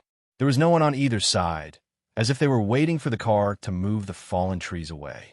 Behind the dense leaves, in the crisscrossing branches, a few pairs of eyes flashed with excitement as they stared at the approaching car. When the car suddenly stopped, the people hiding in the branches cursed in a low voice, expressing their dissatisfaction with the sudden stop of the car. The stopped cars turned off all their lights and then began to reverse. Under the dim starlight, the guys hiding in the branches saw the originally advancing car suddenly retreat. They were stunned for a moment and opened fire. Their main target was the car. They had been staring at the car and did not notice that before the car reversed, the people who were originally sitting in the car had already gotten out. They rolled and jumped forward, hiding on both sides of the dusty road. The car continued to retreat, and the illegal militants hiding in the branches rushed out. They ran with their guns and fired wildly. Gunshots rang out, and people kept rushing out from behind the branches. The Chinese peacekeepers hiding on both sides of the road defended themselves. Shit! Retreat! Retreat! They have an ambush! Retreat! The illegal militants who rushed out of the road rebels' cars did not expect there was an ambush on both sides. Of the armed militants were unprepared. Were translation instead. They translation translation, translation translation, translation translation, translation translation, translation, translation translation, translation. While Yanni City was being pillaged, Cowell Town was also being bombarded by gunfire. The only road leading from Cowell Town to the Libyan capital was also being bombarded by gunfire. The Chinese peacekeepers had come prepared and had received professional training. Although they were nervous when facing the illegal militants, they were quite calm and collected. Chapter 42-52. This was the first time the Chinese peacekeepers had engaged in a firefight with the illegal militants. It was also time to test the peacekeepers' ability on the battlefield. The gunshots in front made Yi Qian's footsteps quicken. Covered in smoke and blood, she was completely reflexive. When she heard the gunshots, she jumped to the side and finally crouched down to hide. The gunshots were very clear in front of her. It was no more than 500 meters away, and it was almost an hour and a half since squad leader Feng and Hiwei left. She did some rough calculations. Could it be the Chinese peacekeepers and the illegal militants who were trying to take over Cowell Town and Yanni City? As the thought flashed through her mind, Yi Qian picked up her rifle and quickly moved forward. The possibility of the Chinese peacekeepers and the illegal militants exchanging fire was very high. 500 meters to 300 meters, 200 meters, 50 meters, 20 meters. Under the faint blue starlight, Yi Qian saw the firefight around the bend in front of her. She bent down and began to move stealthily like a cat moving at night. Even her footsteps were extremely light and did not touch a speck of dust. The exchange of fire between the two sides was not large. It was a sporadic exchange of fire and not a continuous firefight. The stealthy Yi Qian was already very close to the exchange of fire. She was so close that she could see the figures of people bending down. But she could not be sure that the people exchanging fire with these people were Chinese peacekeepers. Until the loudspeaker in front of her shouted, Yi Qian's eyes instantly lit up. The Chinese peacekeepers did not want to engage in a firefight with the illegal militants. This was an internal conflict in Libya, and the Chinese peacekeepers had no right to interfere. Now that they had encountered each other and the exchange of fire was sporadic, it could be seen that there was still a possibility of negotiation between the two sides. Negotiation first. If the exchange of fire could be stopped, then everyone would be happy. If the negotiation failed, then they would directly engage in a firefight. There were two paths in front of them. Either the negotiation succeeded or the negotiation failed. Yi Qian heard the loudspeaker in front of her announce their identity in English. The Type 95 automatic rifle in her hands was already silently aimed at the black figure in front of her. The bullets were already loaded and ready to engage in a firefight. There was no need for negotiation. The illegal militants wanted to take over Cowell Town and Yanni City. Everyone who stood in their way, including the Chinese peacekeepers, was also their target. As expected, the peacekeepers wanted to negotiate a peaceful solution, but the illegal militants directly used the bullets in their guns to show that they did not want a peaceful solution at all. Then it would be a firefight. The Chinese peacekeepers who had come to support Yi Qian had yet to open fire when Yi Qian, who had been waiting for the exchange of fire, opened fire first. They attacked from behind and caught the enemy off guard. This time, Yi Qian did not evade the assassins like she did in the forest. Instead, she locked on her target and fired continuously. She did not aim for other positions either. Her bullets went straight for the target's head. One bullet for one target. Before her position was exposed, she had killed 5 people in an instant. At first, squad leader Feng and the others didn't notice anything strange about the exchange of gunfire until they heard the gunfire of the illegal militants suddenly split into 2 waves, one towards them and the other towards the front. Squad leader Feng's eyes immediately lit up with joy as he continued to fire. He excitedly said to He Wei, listen to the gunshots. She was fine. It's right ahead. He Wei could only hear the whooshing sounds of bullets whizzing past his ears. Squad leader Feng's words reached He Wei's ears amidst the hail of bullets.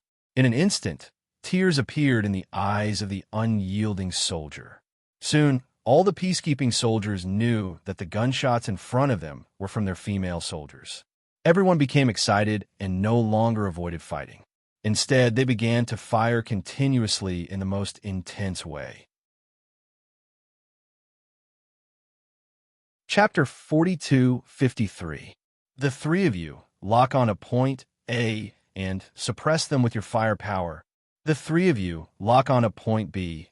The three of you lock on a point C, and the three of you lock on a point D. Suppress them with all your firepower.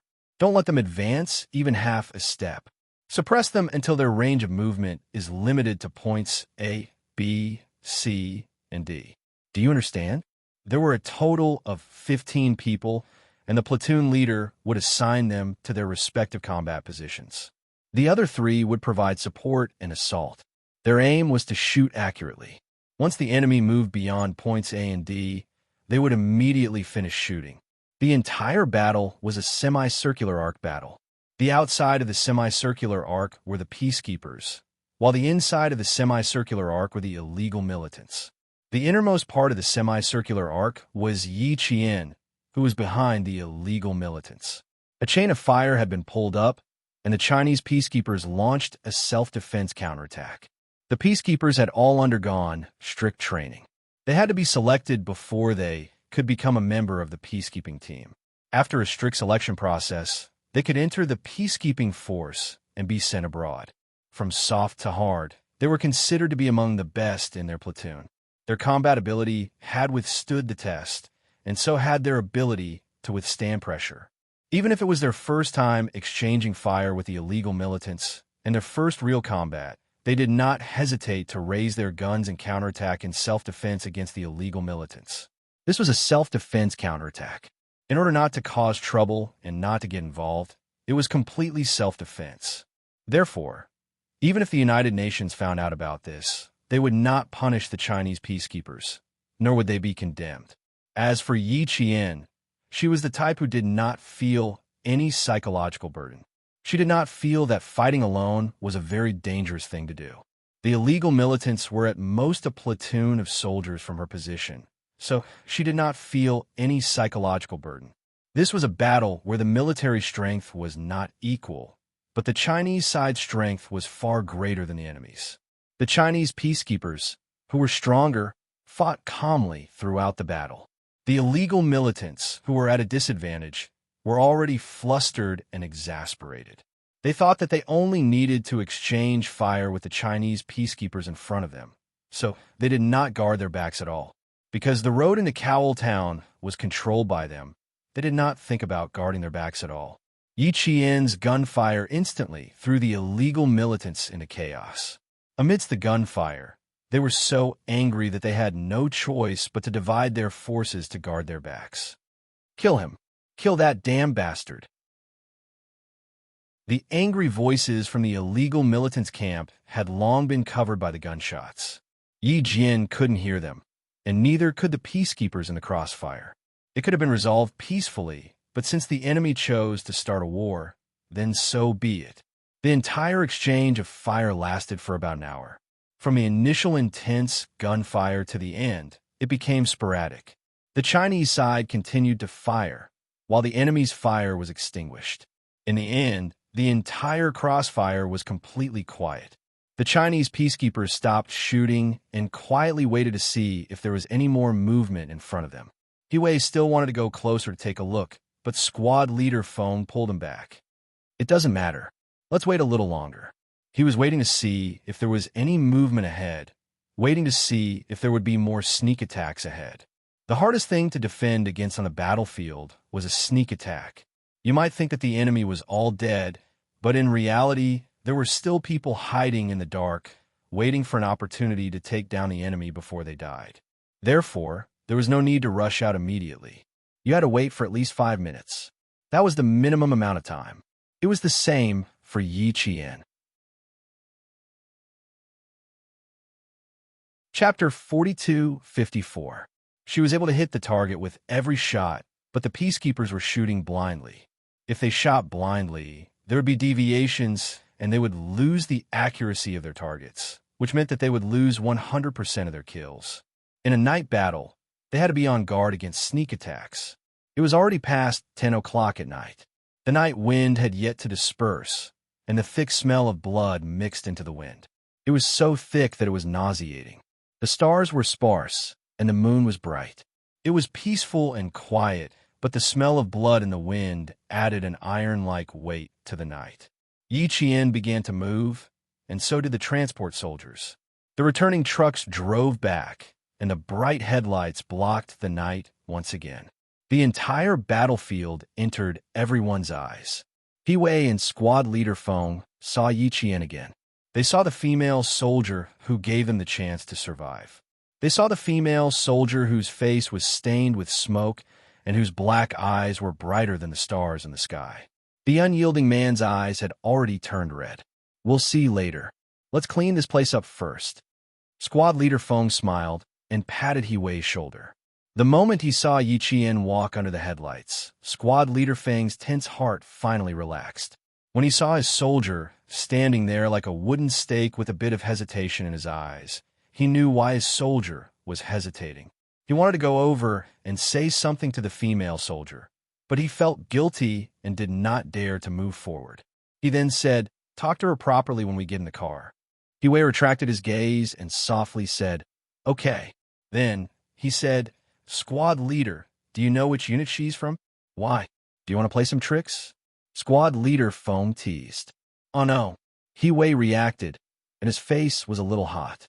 "I'm engaged in my hometown. I have a fiancé. I just want to know which unit she's from.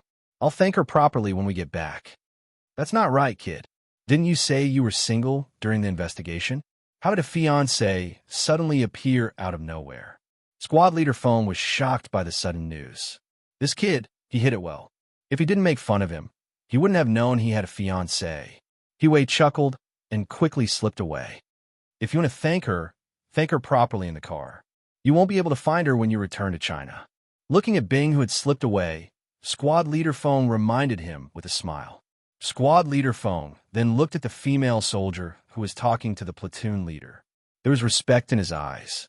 It was rare for a female soldier to be this powerful. When he returned to China and chatted with his brothers, he could only keep this part to himself because they definitely wouldn't believe that a female soldier could escape from 2 platoons of enemy forces by herself. Yi Qian, who had just walked out of the battlefield, was talking to the platoon leader. His eyes were slightly lowered.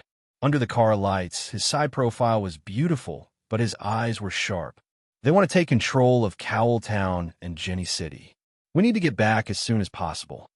When they came out of Cowell Town, nothing much happened. Now that Yi Qian mentioned it, the platoon leader's face darkened. After the battlefield was cleaned up, everyone boarded the vehicles and immediately returned to the camp. After boarding the vehicle, He Wei and squad leader Feng didn't have the chance to say thank you to Yi Qian. Yi Qian had been communicating with the platoon leader and found out that the Storm Commandos had entered Jenny City to rescue Commissioner Miao and his team. When they arrived at the camp, Yi Qian got his communication equipment and reloaded his ammunition. He didn't stop at all and immediately headed to Jenny City to receive the latest news. When the armed forces were trying to transfer Commissioner Miao and his team, they were kidnapped by the illegal armed forces. This meant that Commissioner Miao, the 3 students, and Yang Hong were now in the hands of the illegal armed forces. Chapter 42:55. Cowell Town was also caught in the chaos of war. There were even illegal militants operating less than 3 kilometers away from the camp. The camp had originally wanted to send 5 people to Yi Qian to go to Jenny City, but Yi Qian declined with a smile. Cowell Town, which was also caught in the chaos of war, was not as safe as Jenny City. Since the illegal militants had already drawn their swords to the Chinese peacekeepers, there would be a second time. Moreover, They were already operating near the camp, which was enough to show their ambition. Yi Qian was worried that something would happen to the camp. Fortunately, the Libyan government had sent some troops and 2 heavy machine guns to support them. Yi Qian was relieved when he left. Yi Qian, who was good at fighting alone, left without any fear. She wore a helmet, desert combat uniform, combat boots, tight knee pads, and a tactical vest equipped with individual communication equipment. She also packed battlefield medicine. Her back looked particularly dashing as she rushed into the night. The 2 camp leaders who watched her leave were stunned. Those who knew that she was risking her life to enter Yeni City alone to provide support, but those who did not know would think that she was going on vacation. That back view, that pace, dashing, neat, dashing, and even more so, fierce. What guts? Which army did this soldier come from?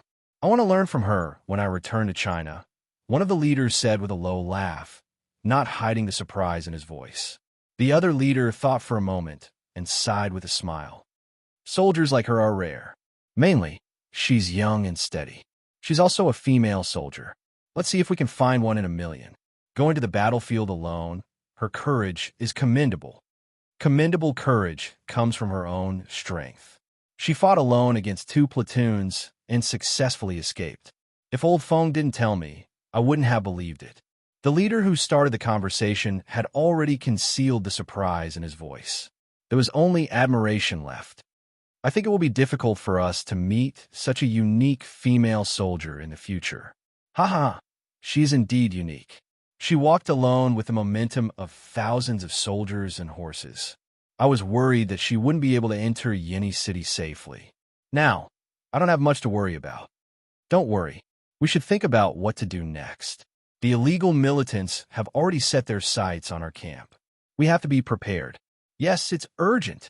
The sound of a jeep starting up came from the front.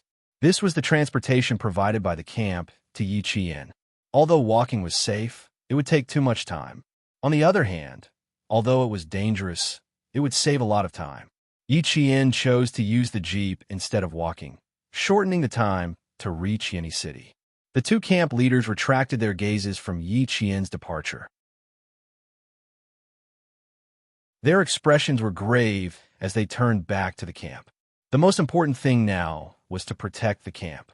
Then, they had to draw up a plan of retreat. Only by being prepared with both hands would one not be thrown into confusion in the face of an enemy. Yi Qian, who was driving alone, left the camp and headed straight for Yeni City. He also sent a message to the storm commandos about his current location. Li Jinyin received the location from Yi Qian, and a faint smile flitted across his cold eyes. He had considered leaving her in the relatively safe barracks, but in the end, he gave up. This was because he felt that his sister preferred the battlefield. Come on then. He knew it was dangerous, but he still let her come. Even though he knew it was dangerous, he still had to face it. This was the only way to live up to his military uniform.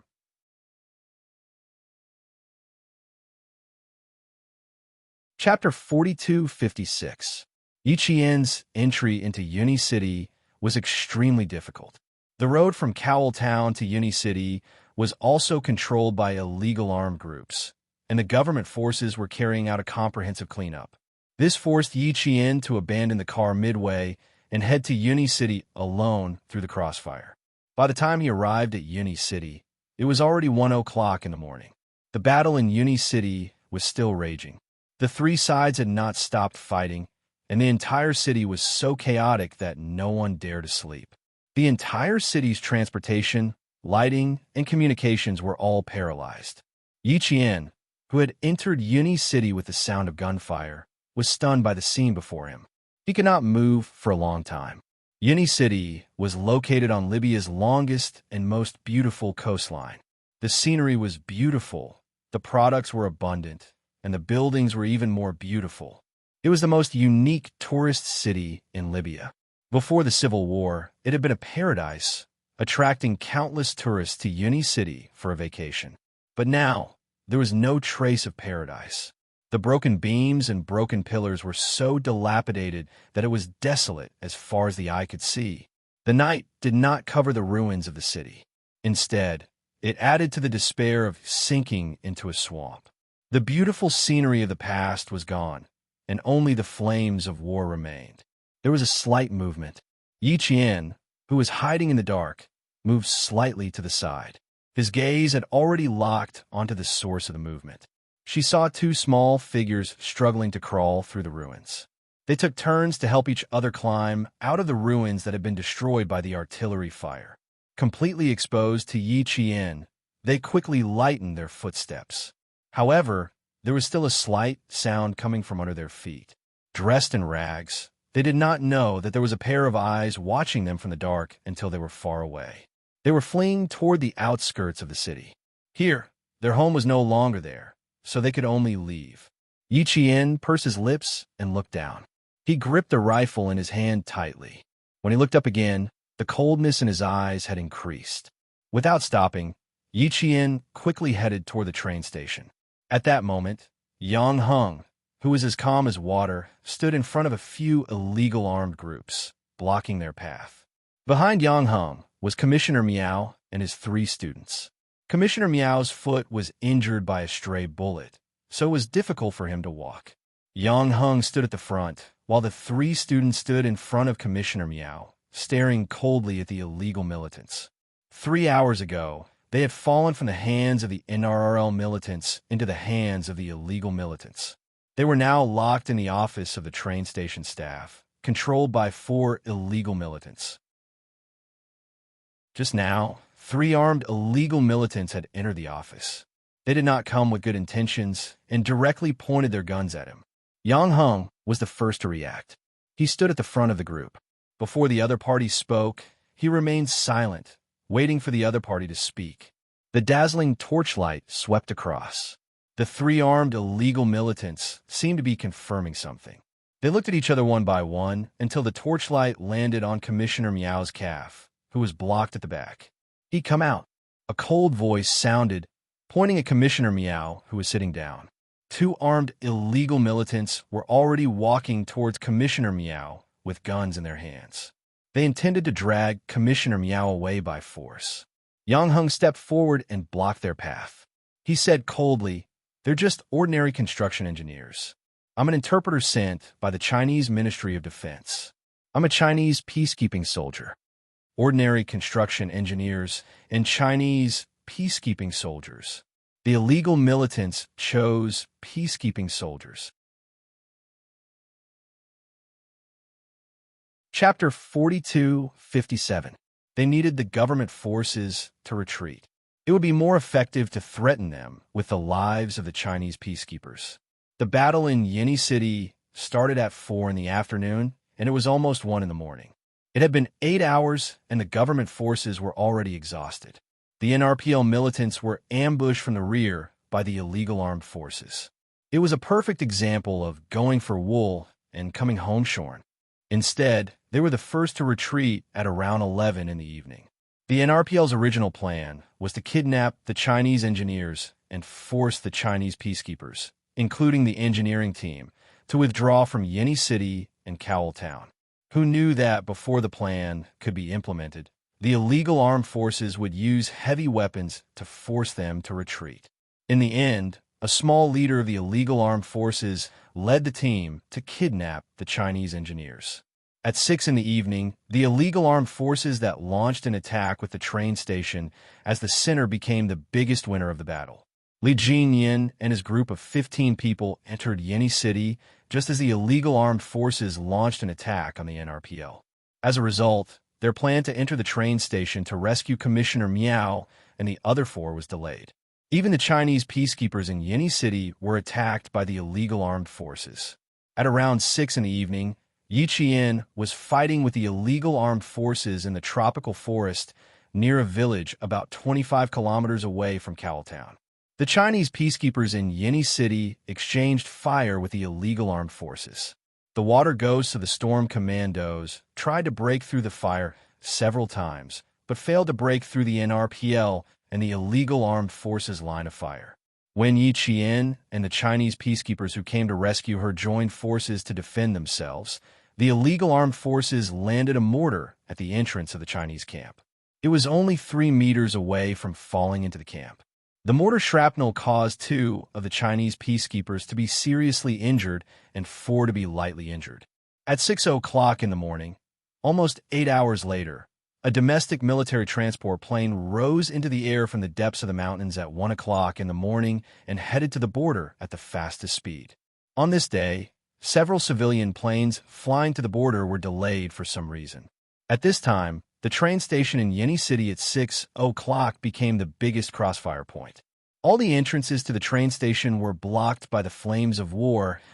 There was no way to enter. The storm commandos tried to find the entrance several times, but were forced back by artillery fire.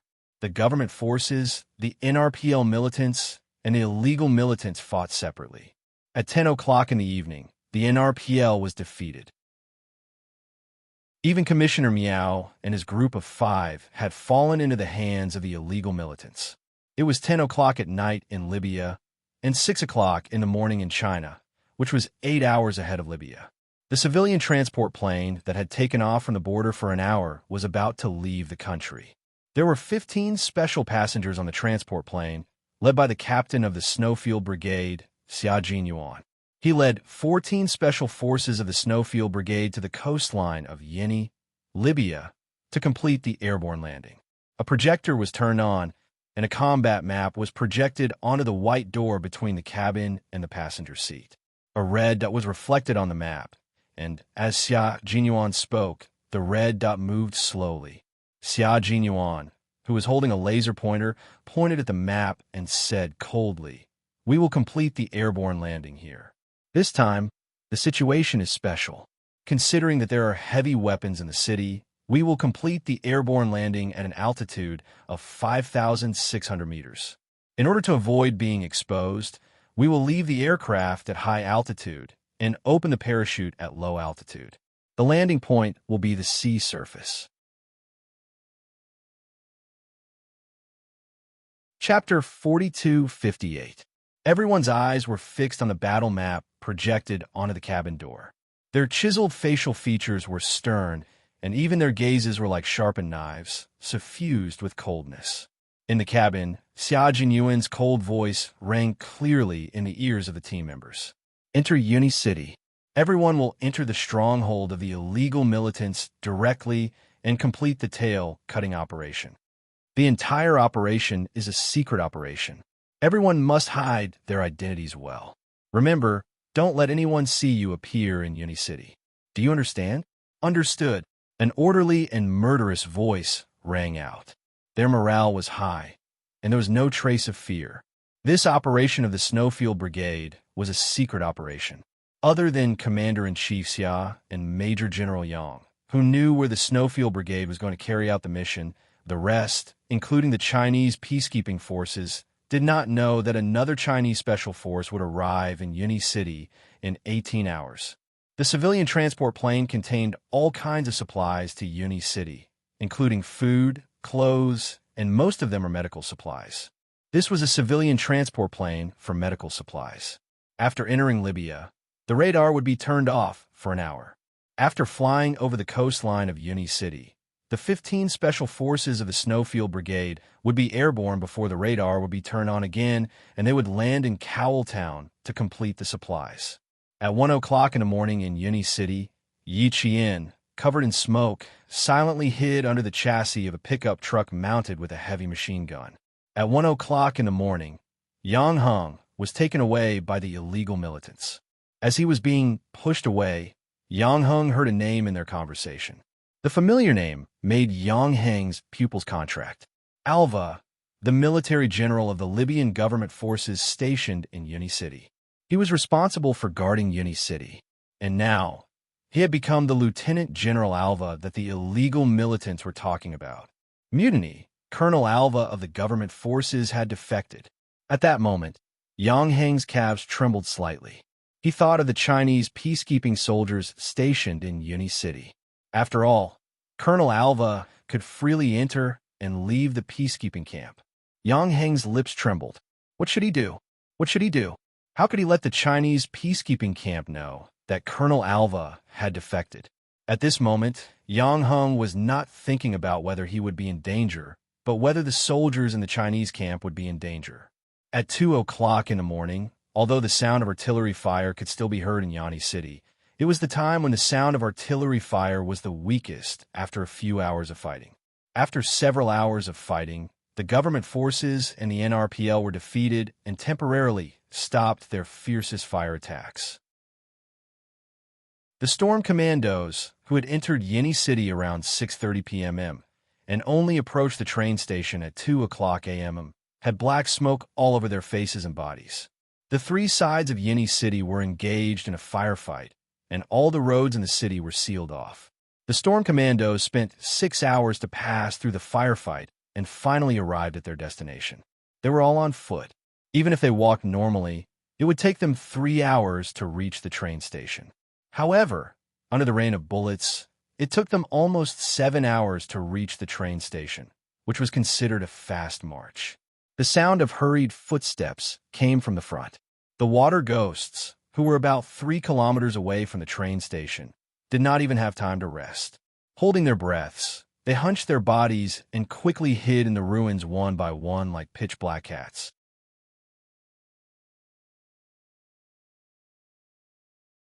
Chapter 42:59. They couldn't even breathe as they stuck close to the ruins, listening to the footsteps coming closer and closer. Finally, the footsteps were less than 3 meters away from them until the sound disappeared. When the footsteps stopped, the sound of bricks rolling suddenly came from the ruins. The big eel, who was closest to the source of the sound, raised his eyes and looked behind the collapsed wall behind him. With just a glance, he was as agile as a tiger out of its cage. He instantly crossed the broken wall that was more than 1 meter high and caught a shadow that was shocked by the falling bricks. Freeze!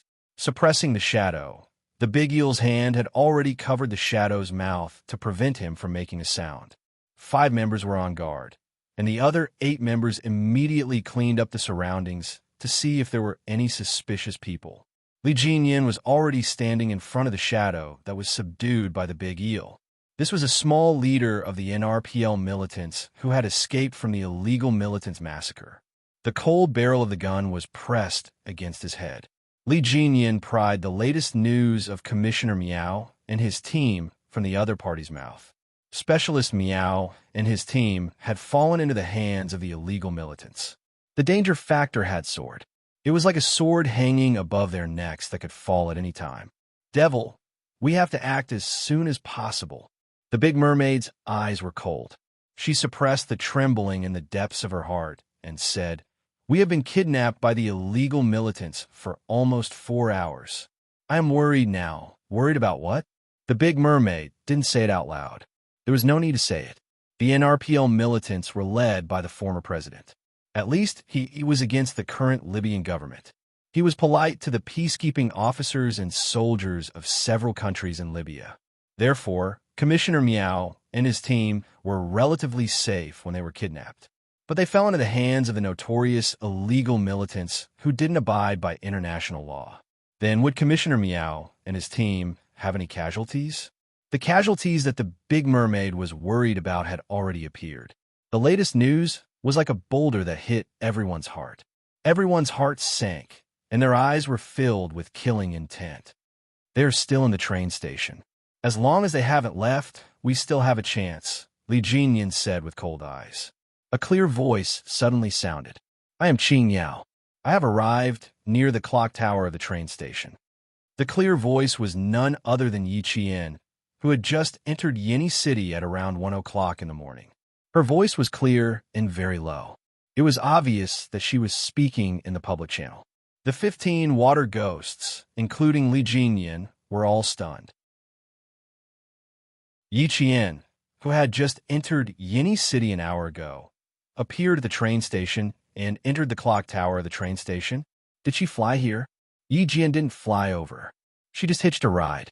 To Yanni, Yi Qian, to the train station, to Yanni then Mia, to Yanni, Yi and Qian.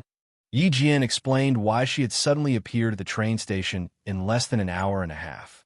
At the same time, she also revealed why the Libyan government forces in Yanni City had been defeated.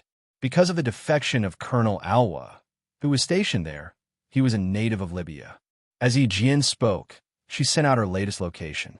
See Anemone, the scout of the Storm Commandos, saw it and whispered, "That's right. She is near the clock tower of the train station." How could she be so lucky? A team member whispered, voicing everyone's thoughts. They had spent 7 hours and almost lost their lives. Qing Yao had entered the train station in less than an hour and a half. Wasn't that good luck? Chapter 4260. Although the team members were whispering softly, they were all in the same channel. Yi Qian could hear them clearly no matter how low their voices were.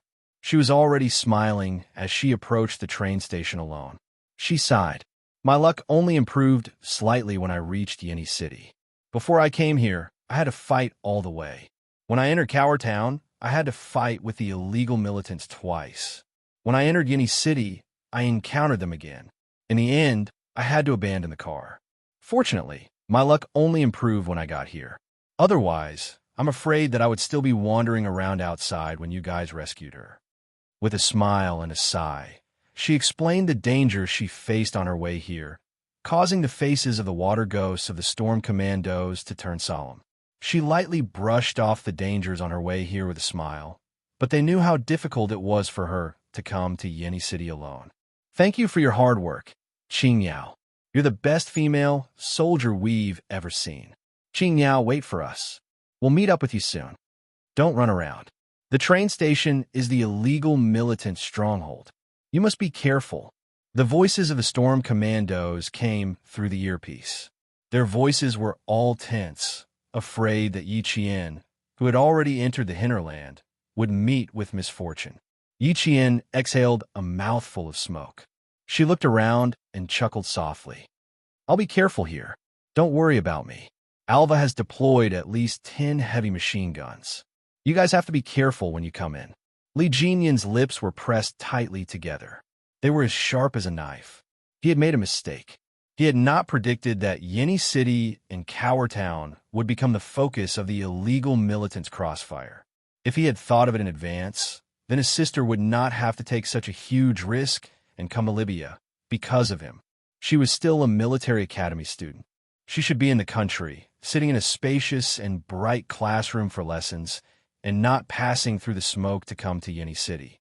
Li Jinyan, who had adjusted his emotions, said coldly, Qing Yao, we're about 3 kilometers away from the train station. Now is not the time to feel guilty. They had to find Commissioner Miao and get them out of here as soon as possible. As he spoke, he gently raised his hand, and the NRPL militants who had no ability to resist were killed by Big Eel. He looked in the direction of the train station and said coldly, the latest news is that Commissioner Miao and his group of 5 fell into the hands of illegal militants and are hiding in the train station. There's an air raid shelter at the Yeni City railway station. Commissioner Miao and the rest are probably still in the air raid shelter.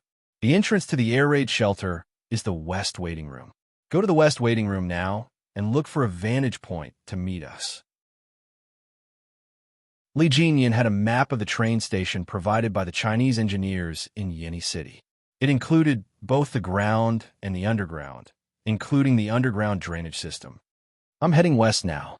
Yi Qian, who had been observing the surroundings, began to move stealthily. He said, the entrance to the bomb shelter is on the west side. Alva will also head west after he alighted. Something's wrong. Before he could finish, Yi Qian quickly ended the call. Her body was pressed against a marble column. She held her breath and slowly moved around the column as the illegal militants walked out quickly along the corridor of the train station. When she could only see their backs, Yi Qian dashed out, skimmed over a few pieces of waste stones, and then crouched down to hide. The train station was so big, and there was no telling how many illegal militants were hiding under the air raid shelter. It would take too long to search like this. It was better to try to find the rebel general, Alva, and see if they could find Commissioner Miao and the rest through him.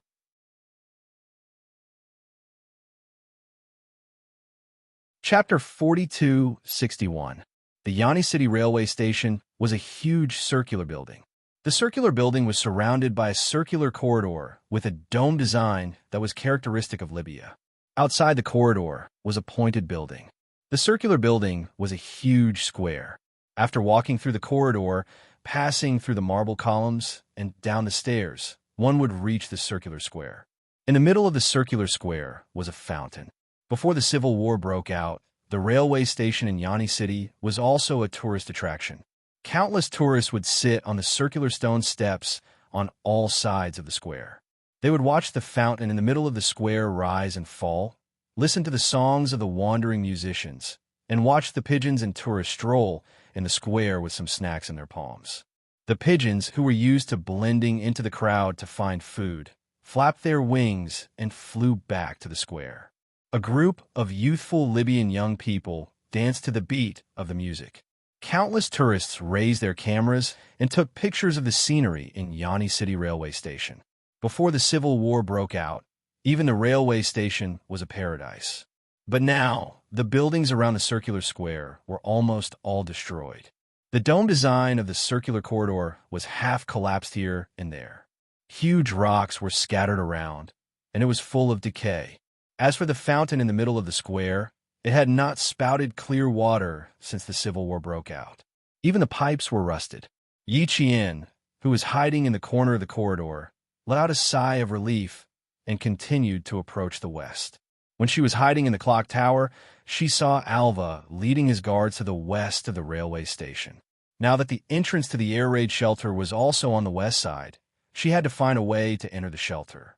The train station was not peaceful. The illegal militants who had already occupied the train station began to push forward. They would use the train station as the center to drive out all the government forces and NRPL militants in the entire city. This would be the stronghold of the rebel Arwa. The most dangerous place was the safest place. This was also the important reason why Alva did not leave the city but entered the railway station with heavy firepower. The government forces probably thought that the rebel Colonel Alva had already left Yanni City. As Yi Qian approached the air raid shelter entrance on the west side of the railway station, the water ghosts of the storm commandos also began to move quickly. They had to meet up with Yi Qian as soon as possible. All the water ghosts were very worried about her entering the railway station alone. 3 o'clock. Sentry. Avoid. 300 meters forward. Turn right. In the ruins, dozens of black shadows moved forward at high speed, alternating between the front and back of the train station. Without much communication, they entered the interior of the train station as quickly as possible. A military vehicle equipped with a heavy machine gun drove out from the bus stop of the train station, followed by a convertible jeep and a truck carrying dozens of armed illegal militants. The sound of the vehicle's motor made the advancing dark figures quickly move out of the way. Yi Qian, who was approaching the west side of the train station, rolled a few times before finally hiding in the corner formed by a pile of boulders. Something's wrong. There are at least 3 cars coming from the west side of the train station. Yi Qian, who had hidden herself well, reminded her comrades outside in a low voice. At this moment, the storm commandos were her comrades. He took out the night vision foldable binoculars from his tactical vest. Yi Qian, who was hidden in the angle, scanned the direction where the motor's sound came from. His line of sight was blocked, so he couldn't see it immediately. He asked, "My line of sight is blocked. The westernmost side is a parking lot, right?"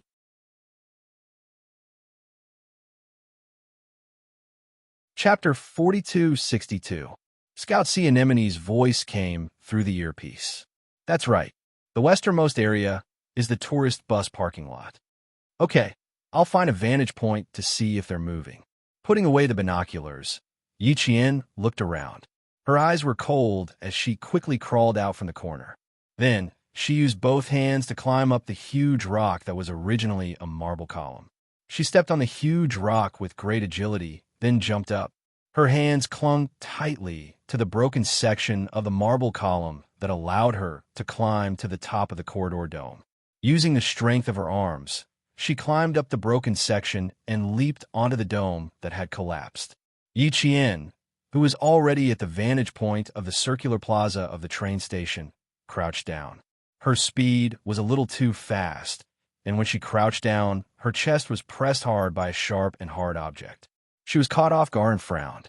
She touched it with her hand. It was a piece of shrapnel that had flown to the top of the dome. She readjusted her position and used the binoculars to observe the direction where the headlights were coming from. As she adjusted her focus, a military vehicle with a heavy machine gun was the first to appear in the binoculars. Then, a convertible Jeep appeared. The moment the Jeep drove out of her sight, Yi Qian's pupils constricted. Yang Heng was sitting in the Jeep. Found our personnel, the accompanying translator, Yang Heng. He's in the back seat of the second convertible Jeep. There are 4 illegal militants in the car. Yi Qian's tone was light and quick as she reported the situation she had observed. The first car is a military vehicle with a heavy machine gun. The second car is a military truck. There are a total of... Yi Qian's gaze swept quickly. The departing military truck formed an image that was fixed in her mind. The people in the truck became numbers. Yi Qian accurately reported the total number of illegal militants in the military truck. There are 15 people in the military truck. In the military vehicle with a heavy machine gun, there are 2 drivers and a total of 23 illegal militants in total. The vehicle is now driving into Saiben Avenue. Yi Qian had seen a city map of Yini in the Chinese peacekeeping camp in Cowell Town. He had focused on the map of the port, the train station, the shipyard, and a heliport that used to be used for commercial tourism. Now, it was very useful. She had already memorized the traffic roads in these few places. Based on the change in the headlights, the approximate distance the car was driving, and whether it was turning left or right, she quickly calculated in her heart and was able to report which street the car was driving to. This way, the storm commandos outside would be able to make corresponding combat arrangements in the shortest time possible. Sea Anemone thought that Yi Qian was also carrying a map of Yini City. After hiding well, he spread out the map, and Li Jinyan began to deploy the battle according to the clues provided by Yi Qian. The accompanying translator, Yang Heng, confirmed that he was safe, so the next step was to rescue Yang Heng. Li Jinyan said, "Team B, save Yang Heng. Big Shark, lead Team A, and continue forward." Team A received, Team A received, Team B received, Team B received. Team A was led by Big Shark to continue to the train, while Team B was led by Li Jinyan. They began to deploy the battle plan. Li Jinyan and Team A's battle plan was played out in the earpiece. Yang Heng was in the vehicle, and there were heavy machine gun military vehicles leading the way. A direct confrontation was definitely not going to work, so they could only use their wits. It was not easy to rescue Yang Heng without alerting the illegal militants. Even if they were to use their wits, it was still quite difficult. It was not realistic to make a move near the train station. Once the illegal militants were alerted, they would have a large-scale firepower support. There was no way they could escape successfully. They could only follow the vehicle closely and wait for an opportunity to make a move.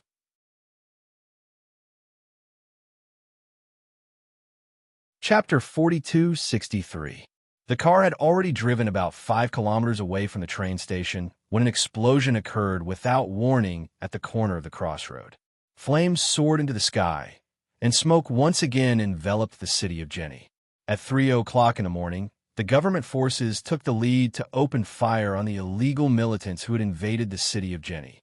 The second the explosion occurred, Yi Qian, who had just approached the entrance of the bomb shelter, suddenly heard the explosion. Her eyes narrowed fiercely. She dodged to the side and asked in a low voice, "What's the situation in front?" The car was attacked. It should be the government forces opening fire on the illegal militants. Li Jinyan answered Yi Qian immediately. In the light of the fire, his eyes were as cold as ice. He said again, "The chance to rescue Yang Heng is here." The members of the storm commandos who had been chasing after them heard the explosion. They nimbly found cover on the spot. In less than 30 seconds, Devil King Li Jinyan was the first to get up. He shouted in a low voice, "Move forward quickly." The NRPL militants had been defeated and had to withdraw from the city of Jenny. Then it was the Libyan government forces who were now firing at the illegal militants. Then they had enough confidence to rescue Yang Heng as soon as possible. Gunshots rang out. Yang Hung, who was sitting in the open jeep, had his hands and feet tied. He was pushed out of the car very roughly by the guy who was holding him. "Damn it! Get out of the car! Get out of the car!" Yang Hung, who could not move, fell out of the car in a daze. Bullets hit the jeep. Bang! Bang! The illegal militant who was holding Yang Hung was about to lift him up when he was hit in the head by a bullet. Red blood and white brain matter splattered all over Yang Hung's body. His whole body fell directly toward Yang Hung. He did not fall on Yang Hung.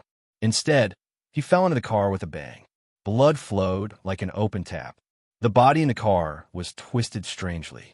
Below him was Yang Hung, who had fallen out of the car. Half of his face was burning with pain. Yang Hung, who was lying face down on the ground, did not know that the man had been shot in the head. His face was splattered with blood as he listened to the dense gunshots that sounded like rain. His hands that were tied up trembled slightly. Facing the ground, Yang Hung steadied his mind and bent his body. Just as he was about to stand up, a warm and viscous liquid flowed onto his face, and the thick smell of blood assaulted his senses. As if he had thought of something, Yang Hung's expression suddenly changed and he vomited. No wonder these guys didn't drag him away when he fell. No wonder he heard something hit the car. It turned out, Yang Hung vomited uncontrollably and turned his head to the side. His face was covered in blood, and he couldn't even take a deep breath. If he opened his mouth, the blood on his face would definitely flow into his mouth. His breath was surrounded by the thick smell of blood. Raising his arm, Yang Hung quickly lowered his head and wiped his face. At least he could open his bloody right eye. He didn't even look to see if the guy beside him was dead or alive. He hoped that the guy was dead so that he could untie the rope that bound his legs. "It's the government army. The government forces ambushed us. Retreat! Retreat!" The gunshots were mixed with the shouts of the illegal militants. They had already jumped down from the truck and started to fight back and retreat. Their voices were trembling. It was obvious that they were afraid. A black shadow approached Yang Hung as he lowered his head and struggled to untie the rope. Yang Hung suddenly sensed it and subconsciously dodged. He heard the black shadow say, "I'm a Chinese soldier." Chapter 4264. It was only 6 words in perfect Mandarin, but it made Yang Hung feel like he had found his home. At that moment, Yang Hung knew he had been saved. Just 5 minutes before they fired, the Chinese peacekeeping camp in Jenny City received a warning from the illegal militants, requesting all Chinese peacekeeping soldiers to evacuate Jenny City within 2 hours. If they did not evacuate Jenny City within 2 hours, then one of the Chinese peacekeeping soldiers in charge of translating would be sacrificed. This translator was Yang Hung. The members of the Storm Commandos received the message from the peacekeeping camp and learned that the translator, Yang Hung, was being controlled by the illegal militants. If the Chinese peacekeeping troops did not leave within 2 hours, the translator, Yang Hung, would be killed by the illegal militants at any time. Li Jinyan, who received the message, hid in a corner and aimed his rifle at the target who was trying to climb onto the military vehicle. He replied to the captain of the Chinese peacekeeping troops who spoke to him, "Give us 5 minutes to rescue Yang Hung." Within 5 minutes, Li Jinyan killed 4 of the illegal militants who were trying to get close to the unexploded heavy machine gun. Then, with his comrades covering him, Li Jinyan quickly approached the jeep and successfully rescued Yang Hung. The translator, Yang Hung, has been successfully rescued. His cold voice was transmitted to everyone's ears through the Justice Channel. Then, the scout, High Anemone, contacted the captain of the Chinese peacekeeping troops and reported the news. The captain let out a long sigh. He thought that the translator, Yang Hung, would be killed by the illegal militants, but now he was saved. The captain, who let out a long sigh of relief, said to a peacekeeping soldier beside him, "Immediately tell the country that the translator, Yang Hung, has been successfully rescued." Yes. The soldier, who looked happy, immediately contacted the country. Yi Qian, who had already met up with Deshao and the others, was overjoyed when he heard the news.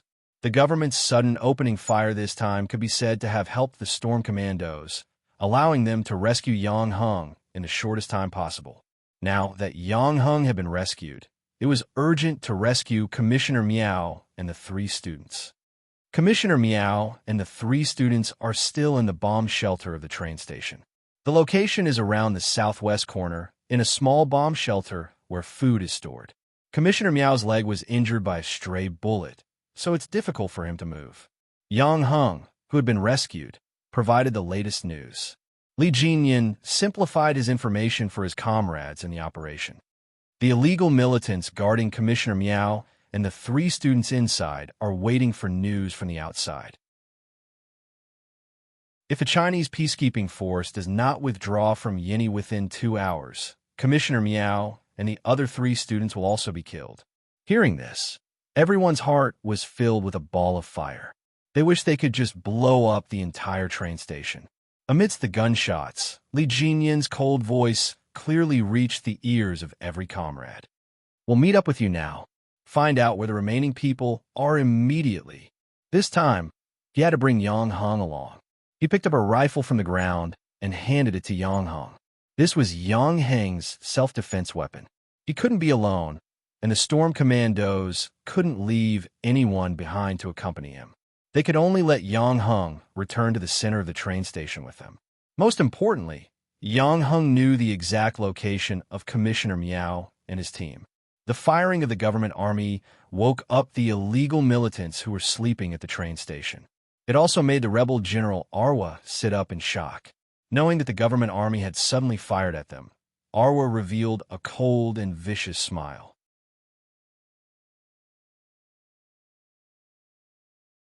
Chapter 4265. At 3 o'clock in the morning, Jenny City was once again engulfed in artillery fire. Jenny City was a transportation fortress and had a special geographical location. The government forces that were temporarily defeated by the NRPL militants and illegal militants mobilized their troops and began a sweeping attack. Arwa, the rebel general, quickly made a judgment and mobilized his heavy weapons to fire at the government forces as well. The 2 armies engaged in a fierce battle. Countless civilians who had finally fallen asleep were caught in the artillery fire. They did not wait until the sun was about to rise and leave forever. The city was shrouded in smoke, and cries and screams could be heard everywhere. The government forces concentrated their fire on the train station. They had received orders to take down the train station within 3 hours and kill the rebel general, Arwa. Arwa, who had mobilized his troops, did not know that he had been exposed. He thought that he had deceived everyone and that his hiding place had not been discovered by the government forces. Mobilizing his heavy weapons, his eyes flashed with a fierce light as he opened fire on his former comrades. Yang Hung listened to the sound of the artillery fire that hurt his eardrums. He held his rifle tightly and did not even dare to blink his eyes as he followed the soldiers who led him through the smoke and avoided one group of illegal militants after another. Yang Hung heard his heart beating like thunder and knew clearly how scared he was at this moment. He was indeed scared. Before he was sent to Libya, the leader had a talk with him and clearly told him that the situation in Libya was unstable and that there were constant wars. It was a very dangerous country, and it was very likely that he would not be able to come back if he went there. The leader asked him if he dared to go there. At that time, how'd he answer? He was high-spirited like a newborn calf that was not afraid of tigers. He said loudly, "I dare. There is nothing to be afraid of if I go there. I will absolutely obey the arrangement." Yes, that was his resolute answer. He thought that he was well prepared and would not be a coward. But now, Yang Hung, who staggered, smiled bitterly. He was not far from being a coward now. It was only a short moment of distraction, and a black shadow instantly pressed Yang Hung and his gun to the ground. Yang Hung, who was in pain from the rubble on the ground, heard the leader of the operation team who had been carrying him say ruthlessly, "Do you still want your life?" The voice was cold and ruthless, like an unsheathed sword. It was so sharp that Yang Hung could not help but swallow. Yes, he wanted his life. Before he was taken away by the illegal armed forces, he was prepared to sacrifice himself. But now that he was saved, he cherished his life even more. A group of illegal militants who were engaged in a firefight with the government forces ran past the dilapidated street, less than 3 meters away from them. Their footsteps were still so clear amidst the sound of gunfire. Only then did Yang Hung realize that he had been distracted for a few seconds and had almost collided with the illegal militants. The weight on his body was removed, and he heard the captain say, "We've arrived at the train station. We'll cross the square and arrive at the west side in about 10 minutes." The captain's voice was very cold, as if it was covered in snowflakes. After a slight pause, he said another word, "All right." Yi Qian, Big Shark, and the others had successfully entered the air raid shelter. They began searching according to the coordinates that Yang Hung had provided. Yang Hung had already gotten up and continued to move forward. This time, he didn't dare to be distracted again. He was afraid that if he was distracted again, he would lose track of her. Under the faint starlight, the soldiers who rescued him were all very agile, moving up and down at a very fast speed. They were much stronger than the peacekeeping soldiers he had seen before, and he felt that they should be able to move even faster, but they were dragged down by him. Could it be that the ones who saved him weren't the peacekeepers, but...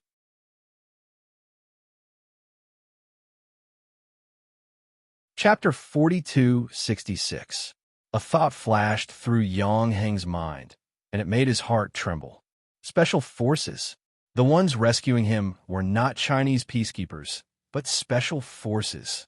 Yang Heng, who had guessed the identity of the water ghosts, did not dare to be distracted. He was really afraid that he would lose them. Due to the government's concentrated attack on the train station, the illegal militant stationed at the train station were almost all out. The reason Yi Qian and the others could enter the air raid shelter so smoothly was because the enemies who were resting in the shelter had all come out to attack the government, so there were very few soldiers in the air raid shelter. There was an independent power supply in the air raid shelter. Even though the power supply in various parts of Manila was cut off, there were still lights here. Even if there were only a few 5-watt tungsten light bulbs, they could still light up a corner. Scout C Anemone made 2 hand signals. One indicated that there was a sentinel around the corner 3 meters away, and the other pointed at the light bulb, indicating that they should split up and move forward. Yi Qian replied with an OK hand signal. She was responsible for extinguishing the light bulb, and the others were responsible for taking out the sentinels. When they entered the air raid shelter, they had avoided the sentinels. Now that they were inside, they could only take out the sentinels. Otherwise, they would not be able to reach the depths of the air raid shelter through this winding tunnel. Extinguishing the light bulb was a small matter. She took out a bullet from the magazine, held it between her fingers, and aimed at the light bulb. The light bulb was hit by the bullet, and the crisp sound of glass shattering could be heard. This section of the tunnel was instantly plunged into darkness. Ooh! The sentinel's voice came from the darkness. Scout C Anemone had already rushed over, covering the sentinel's mouth and twisting his neck. The water ghosts, who had trained with the Snowfield Brigade Special Forces, were very familiar with twisting necks. Their skin color was different, so it was impossible to disguise as a sentinel. Before C Anemone, who had taken down a sentinel, could dodge, the sound of footsteps came from the front. Actually, there was nowhere to dodge. The air raid shelter tunnel was a serpentine tunnel with nothing on either side. There was nowhere to hide. C Anemone quickly pulled out a pistol with a silencer, intending to kill the intruder directly. Yi Qian's counterattack was even faster. She threw the combat dagger from her hand directly into the intruder's neck, not giving him a chance to discover C Anemone. Beautiful. After that, the Great Mermaid, who was sticking close to the wall, gave Yi Qian a thumbs up. However, Yi Qian did not see it. She sighed softly and stuck close to the cold wall as she waved behind her. The Big Mermaid and the other 4 followed closely behind, taking turns to move forward. It was very cold inside the dugout, but even so, Yi Qian's back was drenched in sweat. This was the most dangerous mission she had ever been on. Most importantly, there was no place to hide. If anyone came from the front, they would have to face them head-on. Fortunately, this was a snake-shaped tunnel, which could more or less provide cover. It took them 12 minutes to pass through this 7-meter deep tunnel and arrive at a fork in the tunnel. To the right was a large space that could accommodate nearly 500 people, which was under the ring-shaped square of the train station. To the left was a complex terrain with individual rooms, which was usually the basement where officials hid. Yang Hung had said that they were locked in a dugout with complicated terrain, so Yi Qian and the others had to move to the left. The communication signal was weak. Li Jinyan, who was hiding near the entrance of the dugout, received the latest news intermittently. Just as he was about to answer, he heard gunshots coming from his earpiece.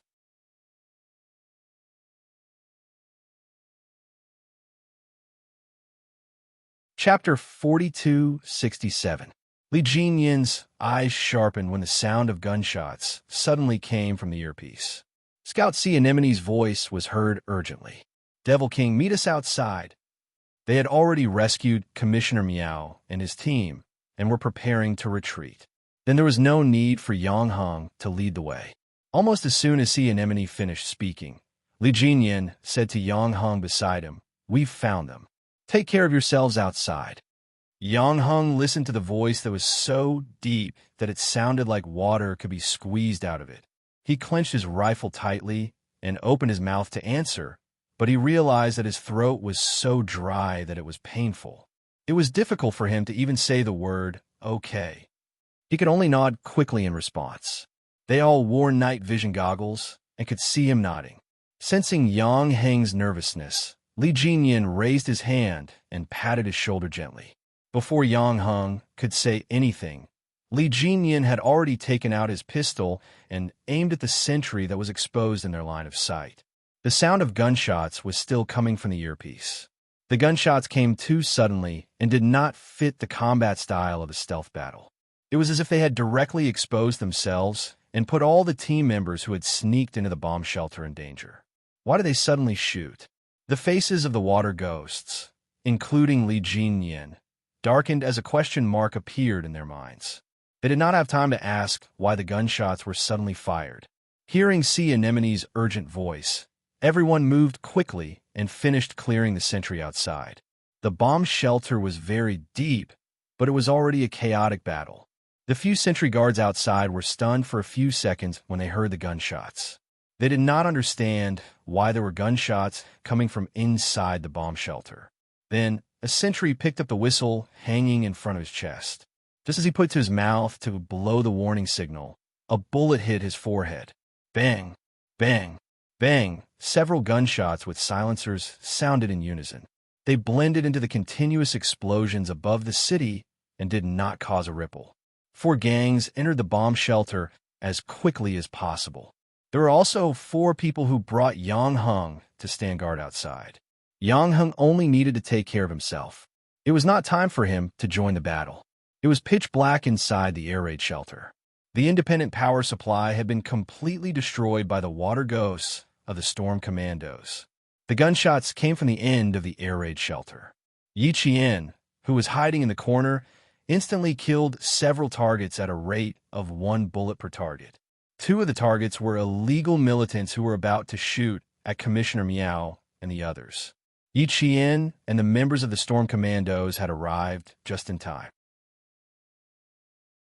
As the government forces launched a strong attack, the illegal militants threatened the government forces with the excuse that they had Chinese engineers in their hands. At the same time, the illegal militants who had been keeping an eye on the Chinese peacekeeping forces camp reported that there were no signs of the Chinese peacekeeping forces retreating. The rebel Arwa had given the order to kill the Chinese engineers. Yi Qian and Sea Anemone, who were playing the vanguard, were just in time to save them. The illegal armed men's muzzles were already pointed at Commissioner Miao and his 3 students. As the bullets were loaded, gunshots rang out without any warning. When Yi Qian killed an armed illegal militant, the illegal militants who were not at the scene, including the rebel Arwa, did not realize that the first shot was aimed at them. Commissioner Miao and his 3 students watched as the illegal militant who was originally aiming at them was shot and fell to the ground. Then, 2 more people fell to the ground one after another. In the end, the entire bomb shelter was plunged into darkness. Amid the chaotic gunshots, Commissioner Miao heard familiar Mandarin. "We're sorry we're late."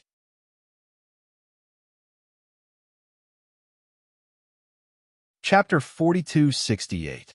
The clear female voice pierced through the darkness and entered their ears. Commissioner Miao and the three students instantly understood that this was a soldier sent by the military to save them. The storm commandos who had split up quickly approached Yi Qian's location after the electrical equipment was destroyed. They cleared a path for Yi Qian and Sea Anemone to retreat. At the same time, Sea Anemone informed her comrades who were guarding outside to assist them in their retreat. Gunfire rained down in the pitch-black air raid shelter. When the rebel General Arwa learned that his hideout had been infiltrated and that even the Chinese engineer they had kidnapped from the NRPL militants had been rescued, he knew that the people who had entered the air raid shelter were soldiers sent by the Chinese side. Before tonight, he was also a member of the government army.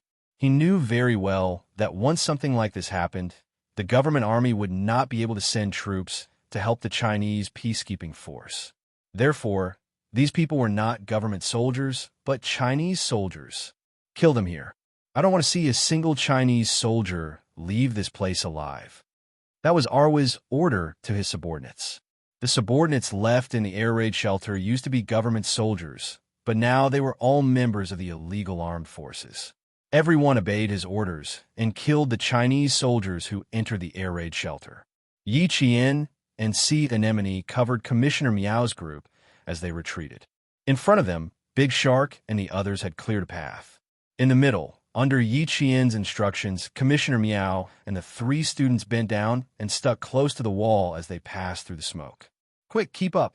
Sea Anemone to the left. Qing Miao, take them and retreat." Bullets rained down in the air raid shelter. Yi Qian and Sea Anemone could not immediately retreat after charging twice in a row. They were suppressed by the blind gunfire.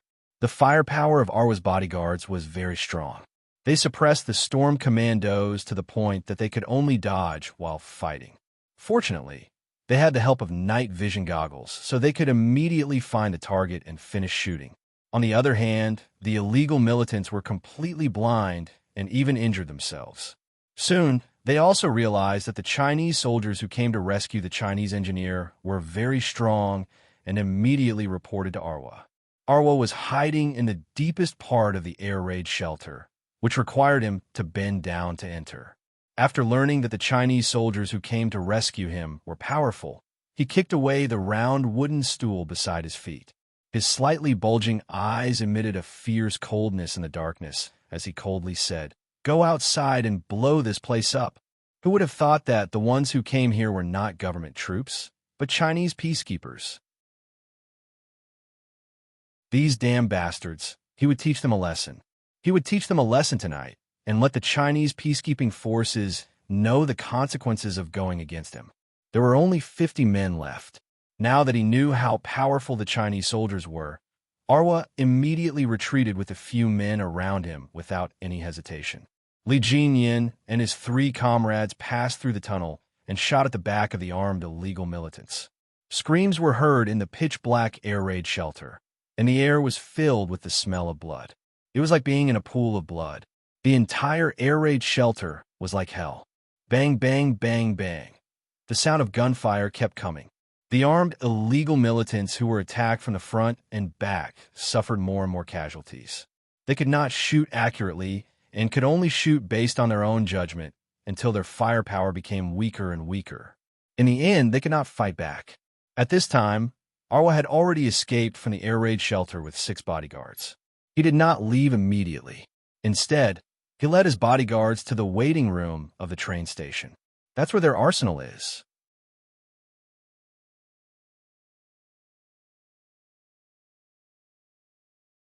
Chapter 4269. Retreat, retreat. Big Shark, cover us. Enter the basement entrance of the bomb shelter. Cover us from the front. Front cleared. Tunnel cleared. Retreat, retreat. Through the earpiece, the voices of his comrades could be heard clearly. The enemy's firepower had completely weakened. They needed to retreat immediately before reinforcements arrived. Stepping over the dead bodies of the illegal militants, his military boots were stained with sticky blood. His knees were slightly bent, his waist was slightly arched, his shoulder was pressed against the rifle stock, his finger was placed lightly on the trigger, and he retreated from the bomb shelter in a combat posture. Yi Qian and Sea Anemone were protecting Commissioner Meow and his group of 4. Behind them were Big Shark and her other 2 comrades who were covering the retreat. In the green world, he could see many corpses lying around in the bomb shelter. Commissioner Meow, who was injured, tripped because of his inconvenience. Fortunately, the student who was supporting him held him tightly and prevented him from falling. Instructor, walk close to the wall. The student who was supporting him reminded him in a low voice. The very familiar voice made Yi Qian's footsteps quicken. She had just saved a senior from the blue team's electronic countermeasure technical support during the freshman year maneuver. Then didn't this senior recognize her long ago when she kept talking along the way? Indeed, he had recognized Yi Qian long ago, but not because of the person. When Yi Qian directly killed the illegal militants who were about to shoot at Commissioner Meow. This senior, who was already a Ph.D. student, did not immediately recognize that the female soldier who saved him was the junior who had fought with him before. It wasn't until she spoke that he finally recognized the female soldier who had saved him. Her voice was so familiar that he traced her voice all the way back. Junior Yi Qian. During her freshman year, she built a fake base station to stall the blue team. At that time, he was still a graduate student who majored in electromagnetism. He was beaten up by a freshman. Even though 2 years had passed, the memory was still fresh in his mind. During his time in school, he would hear about this junior's legend from time to time. From her freshman year to her junior year, she had beaten up all the other students and became a famous figure in the military school. Countless male students bowed to her. Even the 4-eyed frogs in the electromagnetism laboratory, who only knew how to do experiments, knew about their junior Yi Qian. In private, they even wondered if they should anonymously send a love letter to her school's internal mailbox. He was just talking about it. How could he actually do it? As one of the senior brothers who had been beaten by her before, and they had sat together and talked for a few hours. In the end, because of the suggestion of the pseudo-base station, they even discussed it a few times. Therefore, they were even more familiar with each other. After he entered the electromagnetism laboratory, he never saw his junior sister, Yi Qian, again. When they met again after nearly 2 years, she was the one who came to save him. He had always known that his junior sister was not simple. This time, he thoroughly understood that his junior sister was really not simple. After arriving at the 10-meter-long tunnel, he successfully met up with Li Jinyan and a few other comrades who had come to provide support. When he saw his brother quickly walking over, Yi Qian heaved a sigh of relief. At the very least, the front was cleared, and they could leave without a hitch. His footsteps were hurried as he finally passed through the tunnel. The exit was right in front of him. Commissioner Meow and 3 other students came out first, followed by Yi Qian and Sea Anemone. Quick, quick, quick! Stay alert! A light mortar had been set up, and under Arwa's command, it was fired directly into the escape tunnel he had escaped from. The shell dragged a fiery tail behind it as it shot into the bomb shelter with great destructive power.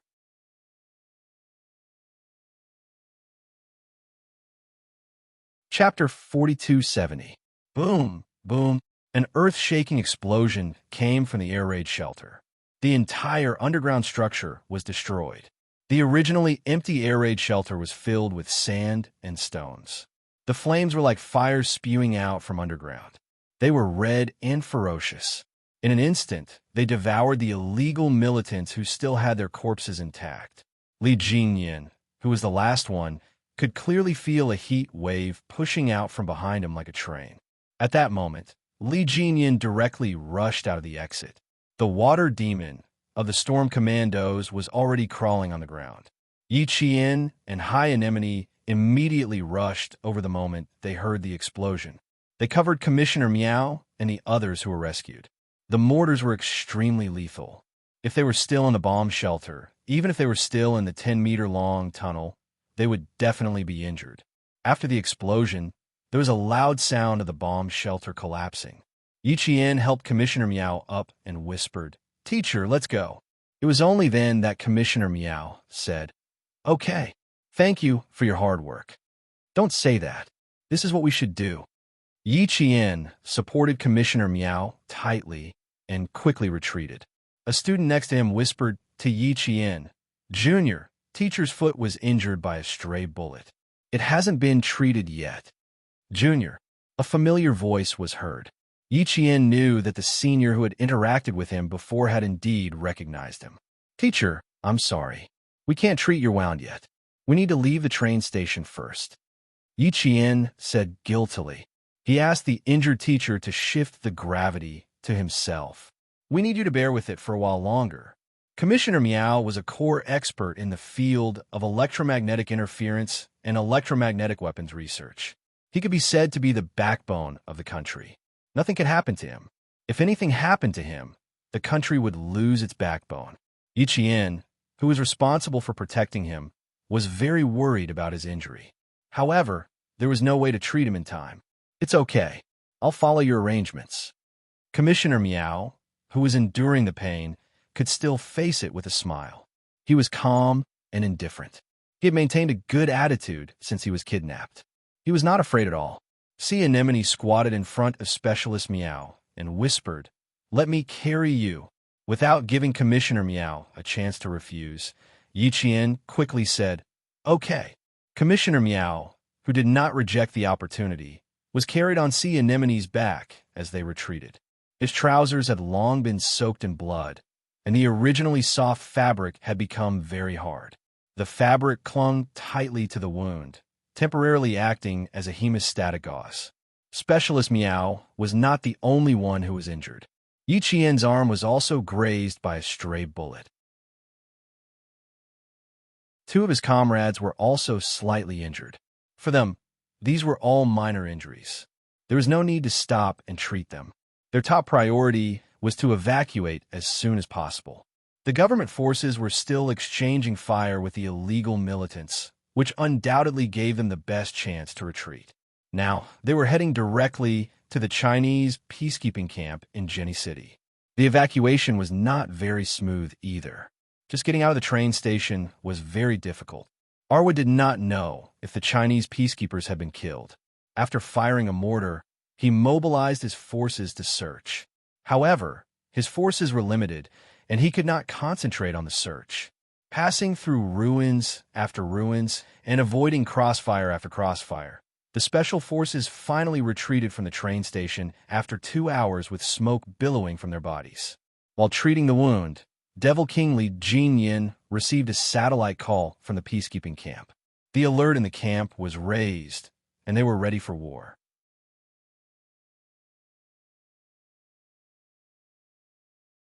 Chapter 4271. The Chinese peacekeeping squadron was silent for a long time. Perhaps he realized that the captain of the special forces, who was even more taciturn than him, would not take the initiative to speak.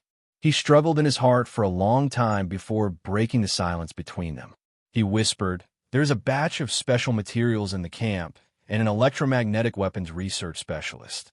We need to ask for your help to bring the special materials and the specialist out of the city. Also, we now suspect that there is an abnormal change in the senior officials of the Libyan government. The rebel Arwa is an example. We have to be careful.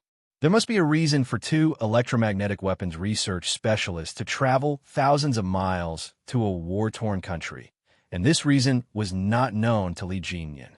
But now, Li Jinyin probably knew the reason. It probably had something to do with the special materials stored in the peacekeeping camp. Li Jinyin did not hesitate and calmly answered the captain. "Okay, we are now 24 kilometers away from the camp.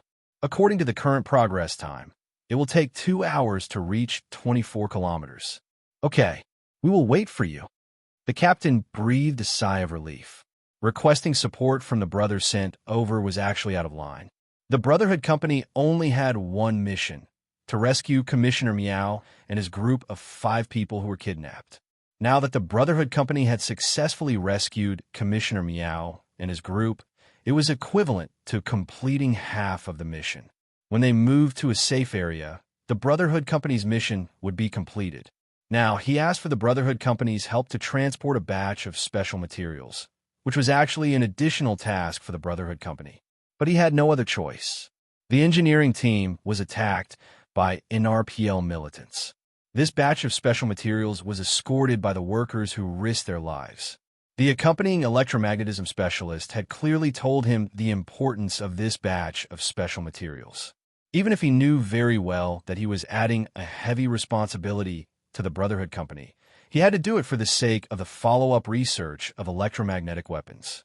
He believed that the captain of the Brotherhood Company did not need him to explain too clearly. As a soldier who fought bravely for the strength of his country, he would definitely understand what he was doing. Li Jinyan naturally understood, so he agreed without any consideration. After ending the call with the captain, Li Jinyan walked to the side of the big mermaid who was treating the wound and whispered. His voice was so low that the water ghosts next to him could not hear him clearly. Let's see how much we have. If there are more, we have to find a way to get a heavy weapon escort. There aren't many heavy weapons in the camp. Otherwise, they wouldn't have asked for our help.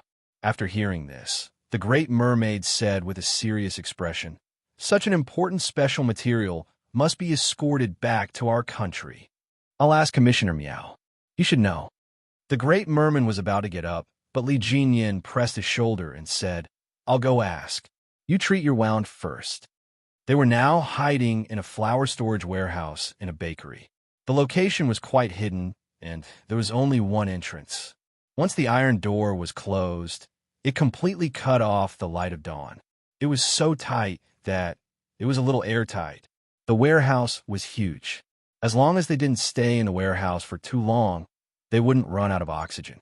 After entering the warehouse, 4 of them stood guard outside, while the rest immediately treated their wounds. Yi Qian was treating Commissioner Miao's wound, and the people who were illuminating her were none other than people who knew her. One was his senior brother, and the other was Yang Heng, who was still in shock and had his eyes fixed on Yi Qian.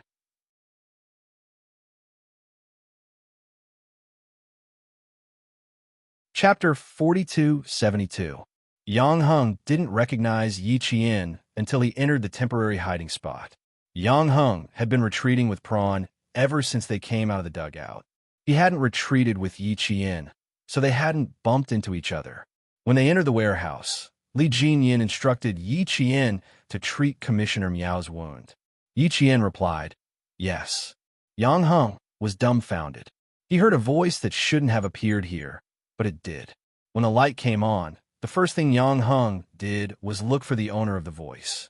He saw Yi Qian's face covered in paint, and his starry eyes were smiling at him. He didn't hear wrong, and he didn't recognize the wrong person. It was Yi Qian. She was the most unlikely person to ever appear in Libya, and he had never even thought that he would run into her. And yet, she was standing right in front of him with a smile on her face, and even she was winking at him playfully.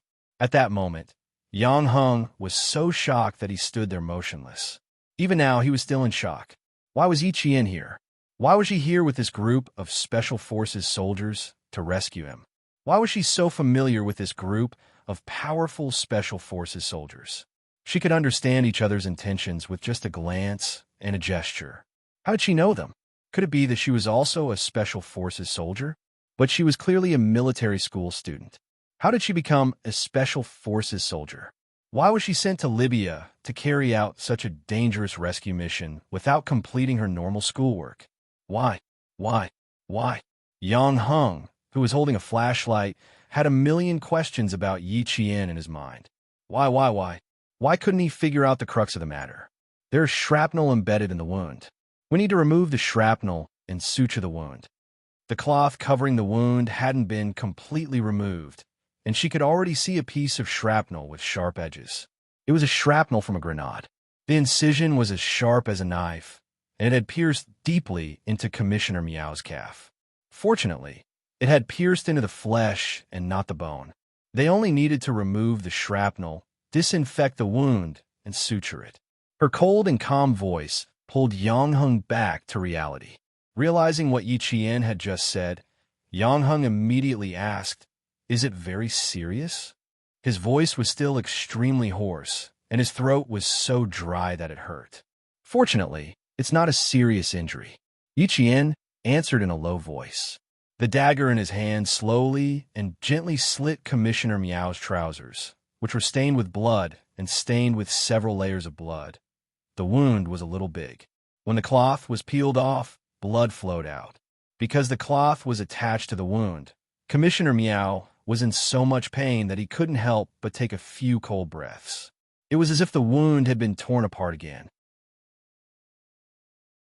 It was a pain as if the flesh was being torn apart. Yi Jian raised her head and looked at Commissioner Meow with a gentle gaze. She said softly, "Teacher, if you want to bear with it, bite the cuff of your sleeve."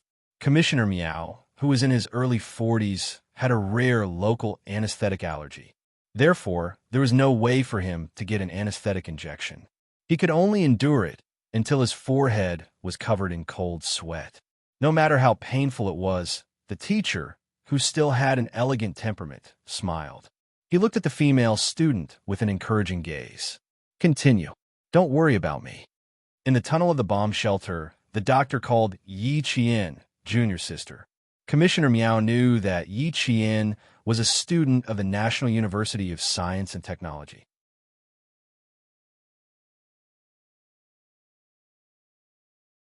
Chapter 4273. Yi Qian didn't want to hide anything from her anymore, so she smiled at Yang Heng as soon as she entered the warehouse. Yi Qian had already accepted the fact that she had two acquaintances with her, and now she had a doctorate instructor with her. Commissioner Meow wasn't as surprised as Yang Heng and the others. The University of Science and Technology of China was a military school filled with talented people, and there were many top-notch talents among them. The female student who was treating his wound was one of those top-notch talents. He wasn't surprised that a female student from his school would appear here, but he was surprised that this female student had chosen to become a female soldier in the Special Forces. Yi Qian had already removed all the cloth covering the wound. Because she didn't treat it in time, the wound was swollen and inflamed. The black shrapnel had pierced into the flesh, and the surrounding skin tissue revealed a blood-red texture. It looked quite horrifying. The professor senior was surnamed Zhao. When he saw that his tutor's injury was so serious, even his lips turned pale. No wonder the tutor didn't want the three of them to check his injury, and only use a towel to stop the bleeding. It turned out the injury was so serious. Yang Heng asked Yi Qian in a low voice, "Are you going to remove the shrapnel now?" He actually wanted to ask if Yi Qian was confident that she could remove the shrapnel. However, when the words were on the tip of his tongue, he thought of the unknown abilities that Yi Qian had from time to time. Yang Heng did not dare to ask if Yi Qian was confident. When Yi Qian did something, she would either ignore everything. Once she did something, she would definitely have complete confidence. He was afraid that she really knew how to treat wounds that required a doctor to treat. First, disinfect the wound and clean it up. It's going to hurt a lot. Seniors, help me hold the tutor's calf. Yi Qian's last sentence was for the other two seniors who were waiting anxiously. They hadn't been able to help much, so they stood beside Commissioner Meow and watched closely, afraid that something would happen to their tutor. Hearing this, the two of them immediately nodded. One of the seniors asked, "What should we do?" "You arrange it." At this time, they could only listen to their junior. Whatever she arranged, they would do. Press down on the tutor's knee and let the tutor bite this piece of gauze. Yi Qian opened two battlefield hygiene kits, which contained syringes, tweezers, and disinfectants. He handed the gauze to one of his senior brothers. Yi Qian put on a mask for himself and said to Commissioner Meow, "Teacher, I'll start now. The shrapnel is a little big, and there are some fine grains of sand around it. I'll use a cotton ball to clean the sand before removing the shrapnel. Finally, I'll disinfect and suture the wound. It'll take at least 15 minutes." Commissioner Meow nodded with a smile. "I won't bite the gauze. Don't worry about me. It's not safe here. I can't implicate all of you because of me. 15 minutes is too long. Deal with it for me, and we'll deal with it in detail when we get back to the camp." The doctor, who was holding gauze in his hand, frowned and said disapprovingly, "It's fine if you don't grit your teeth and take the gauze, but you want to drag it back to the camp to deal with it?" No, your wound is inflamed. Instructor, don't force yourself. You've been holding on until your blood has wet your pants several times. 15 minutes. Hold on for 15 minutes. Junior will definitely take care of it quickly. The three doctors took turns persuading him. Yi Qian had already made all the preparations. Yi Qian said, "No, your wound is already inflamed. You've been injured for about 8 hours. It has to be treated immediately."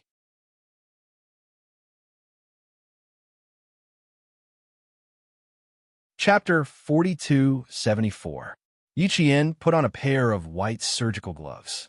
She wore a mask, revealing only a pair of dark, cold, and calm eyes. "Our people are standing guard outside. Don't worry. This place is hidden, and it's not a crossfire zone. We're very safe now." Li Jinyan, who was standing not far behind Yi Qian, heard this and strode closer. He then said politely to Commissioner Miao, "We're very safe now. It won't be too late to leave after your wound is treated. There won't be any problems." Commissioner Miao only felt a little relieved after hearing what their captain said. As they spoke, Yi Qian had already started to clean Commissioner Miao's wound. Without anesthesia, he could only hold it in. The wound tissue was still trembling from the stimulation. Yi Qian said with a focused expression, "You've been in Libya for a while now, right?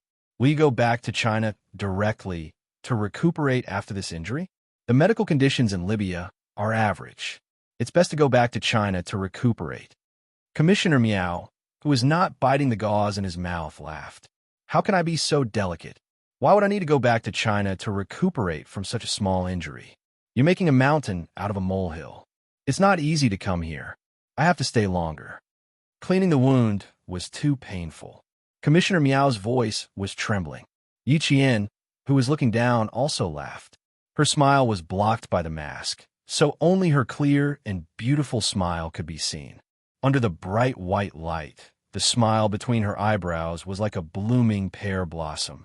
It was serene and beautiful. "If you still want to stay, then I have to be more meticulous. I'll clean the wound in one go. When we get back to the barracks, you just need to bandage it again." Yang Heng, who was quietly holding the strong flashlight, looked at Yi Qian, who was talking nonstop. His eyes flashed with a hint of thoughtfulness. Yi Qian reached out his hand. Li Jinyan, who was guarding him, passed a pair of tweezers to Yi Qian. He was also wearing white surgical gloves. The difference was that his gloves were very clean. Yi Qian's gloves were already stained with blood. "You're so confident. Did you study medicine part-time?" It seems like, before he could finish his sentence, Commissioner Miao's body stiffened. The pain made the veins on his forehead and neck pop. Yi Qian had already removed the shrapnel, stopped the bleeding, disinfect. Yi Jian's actions were quick and orderly, while Li Jinyan cooperated with her the entire time. Whatever Yi Jian needed, as long as she said the name of the product, he would immediately pass it to her. The chemistry between the two of them further shortened the time needed. Yi Jian removed the last stitch and began to put on the gauze. At this moment, Commissioner Miao's face was completely pale. Yi Jian looked up and said in a calm and gentle voice, "Teacher, it's done. Do you want to check it?" There is a hint of mischievous teasing. Of you. Of course. Of course. You. You're right. I'll finish in 2 minutes. Yi Jian, who was sweating on her forehead, took off her mask. Under the strong light, her bright eyes and white teeth could be seen. Her face was extremely beautiful. When she smiled, she had an unparalleled beauty. Even her senior brothers could not help but take a few more glances at her. Li Jinyan noticed the sweat on Yi Qian's forehead. He took a piece of gauze and wiped it for her. His movements were gentle and focused. Yang Heng couldn't help but squint his eyes when he saw this. Their relationship seemed to be a little unusual.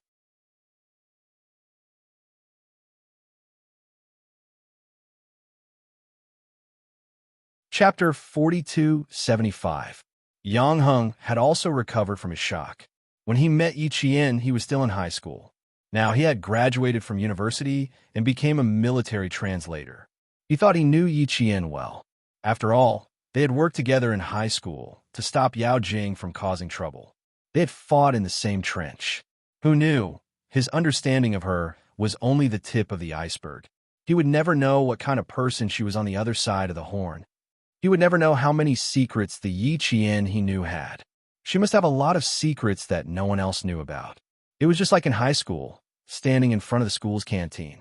She was just one step away from walking into the light, but she stubbornly stood in the dark where the light couldn't reach. Her clear black and white eyes looked indifferently in front of her, as if she had a lot of secrets, as if she didn't fit in. Now, she was not out of place. A few years had changed her a lot, but she still had many secrets. For example, the male soldier who wiped her sweat. Their relationship was definitely not simple. It was obvious that their relationship was not ordinary. Boyfriend? He was very handsome, but his temperament was a little cold. Yi Qian also had a cold temperament and was alienated from the outside world. This handsome soldier was even worse. There was a coldness in his alienation that made people not dare to look at him. Even his voice was cold. Yang Heng did not know how they got along. As Yang Heng's thoughts were running wild, Yi Qian had already tied the bandage and ended the small surgery. Commissioner Miao, whose back was drenched in sweat from the pain, let out a long sigh. He leaned against the wall with the help of 3 students. He looked down at his calf that had been treated and saw a beautiful bow on the white bandage. The pain had not subsided yet. He laughed and said, "You're not being honest. You even tied such a beautiful bow. Do you want more people to see it?" Yi Qian was quite satisfied. Beautiful things make people happy. You're smiling now. Isn't it because you're happy? You have some philosophy. Not bad. Commissioner Miao nodded in agreement. He carefully sized up the female student from the National University of Science and Technology. Only now did he see clearly what this female student looked like. She was quite brave in battle and could completely follow the rhythm of the male Special Forces soldiers. Although her face was painted with sweat, Commissioner Miao was familiar with her facial features. Such an outstanding female student who was a Special Forces soldier. He must have seen her in the National University of Science and Technology. Commissioner Miao had seen Yi Qian before, but not in person. That was why he felt a sense of familiarity. After resting for a while, the pain in his calf finally subsided. Commissioner Miao, who was in a good mood, smiled and sighed. "I'm old now. My body really can't withstand the pain like it did when I was young. When I was young, I could still joke with the doctor when I was cut by a knife. But now, I'm shivering in pain even when I'm taking out a shrapnel." The 43-year-old Commissioner Miao was not a rigid teacher. Instead, he was an elegant and witty lecturer who was deeply loved by his students. He sat up for a few seconds and started to make fun of himself. He even reminded his 3 students, "The 3 of you, remember, when you go back, don't tell anyone about my sorry state today. It's too damaging to your teacher's image. If I hear half a word of gossip when I go back, I'll directly cut the 3 of you."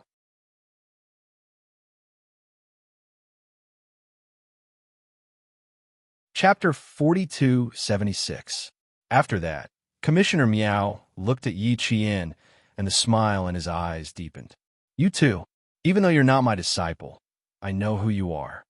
In fact, it was a disguised warning to the students not to tell anyone about his injury, so that the colleagues and students in the experiment would be worried. As for who Yi Qian was, he couldn't remember for a while. The 3 senior brothers knew who Yi Qian was anyway.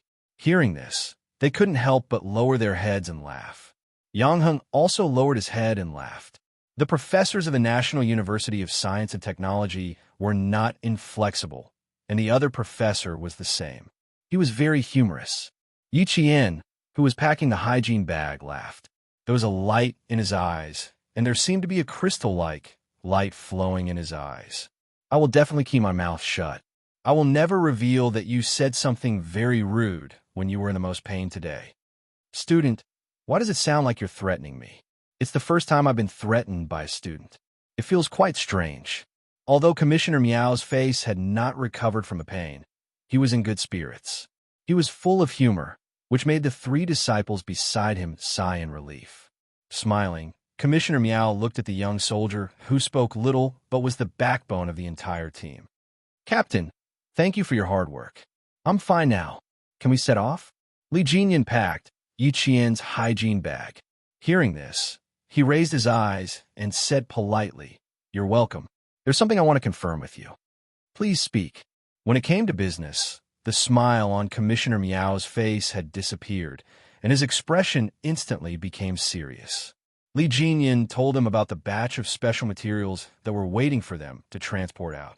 Commissioner Miao pondered for a while before replying, There's not much. Our technology is not very mature, so the refining speed is a bit slow. It's estimated to be less than 50 kilograms. It took us more than 2 months to refine 50 kilograms. It's related to the success or failure of a project.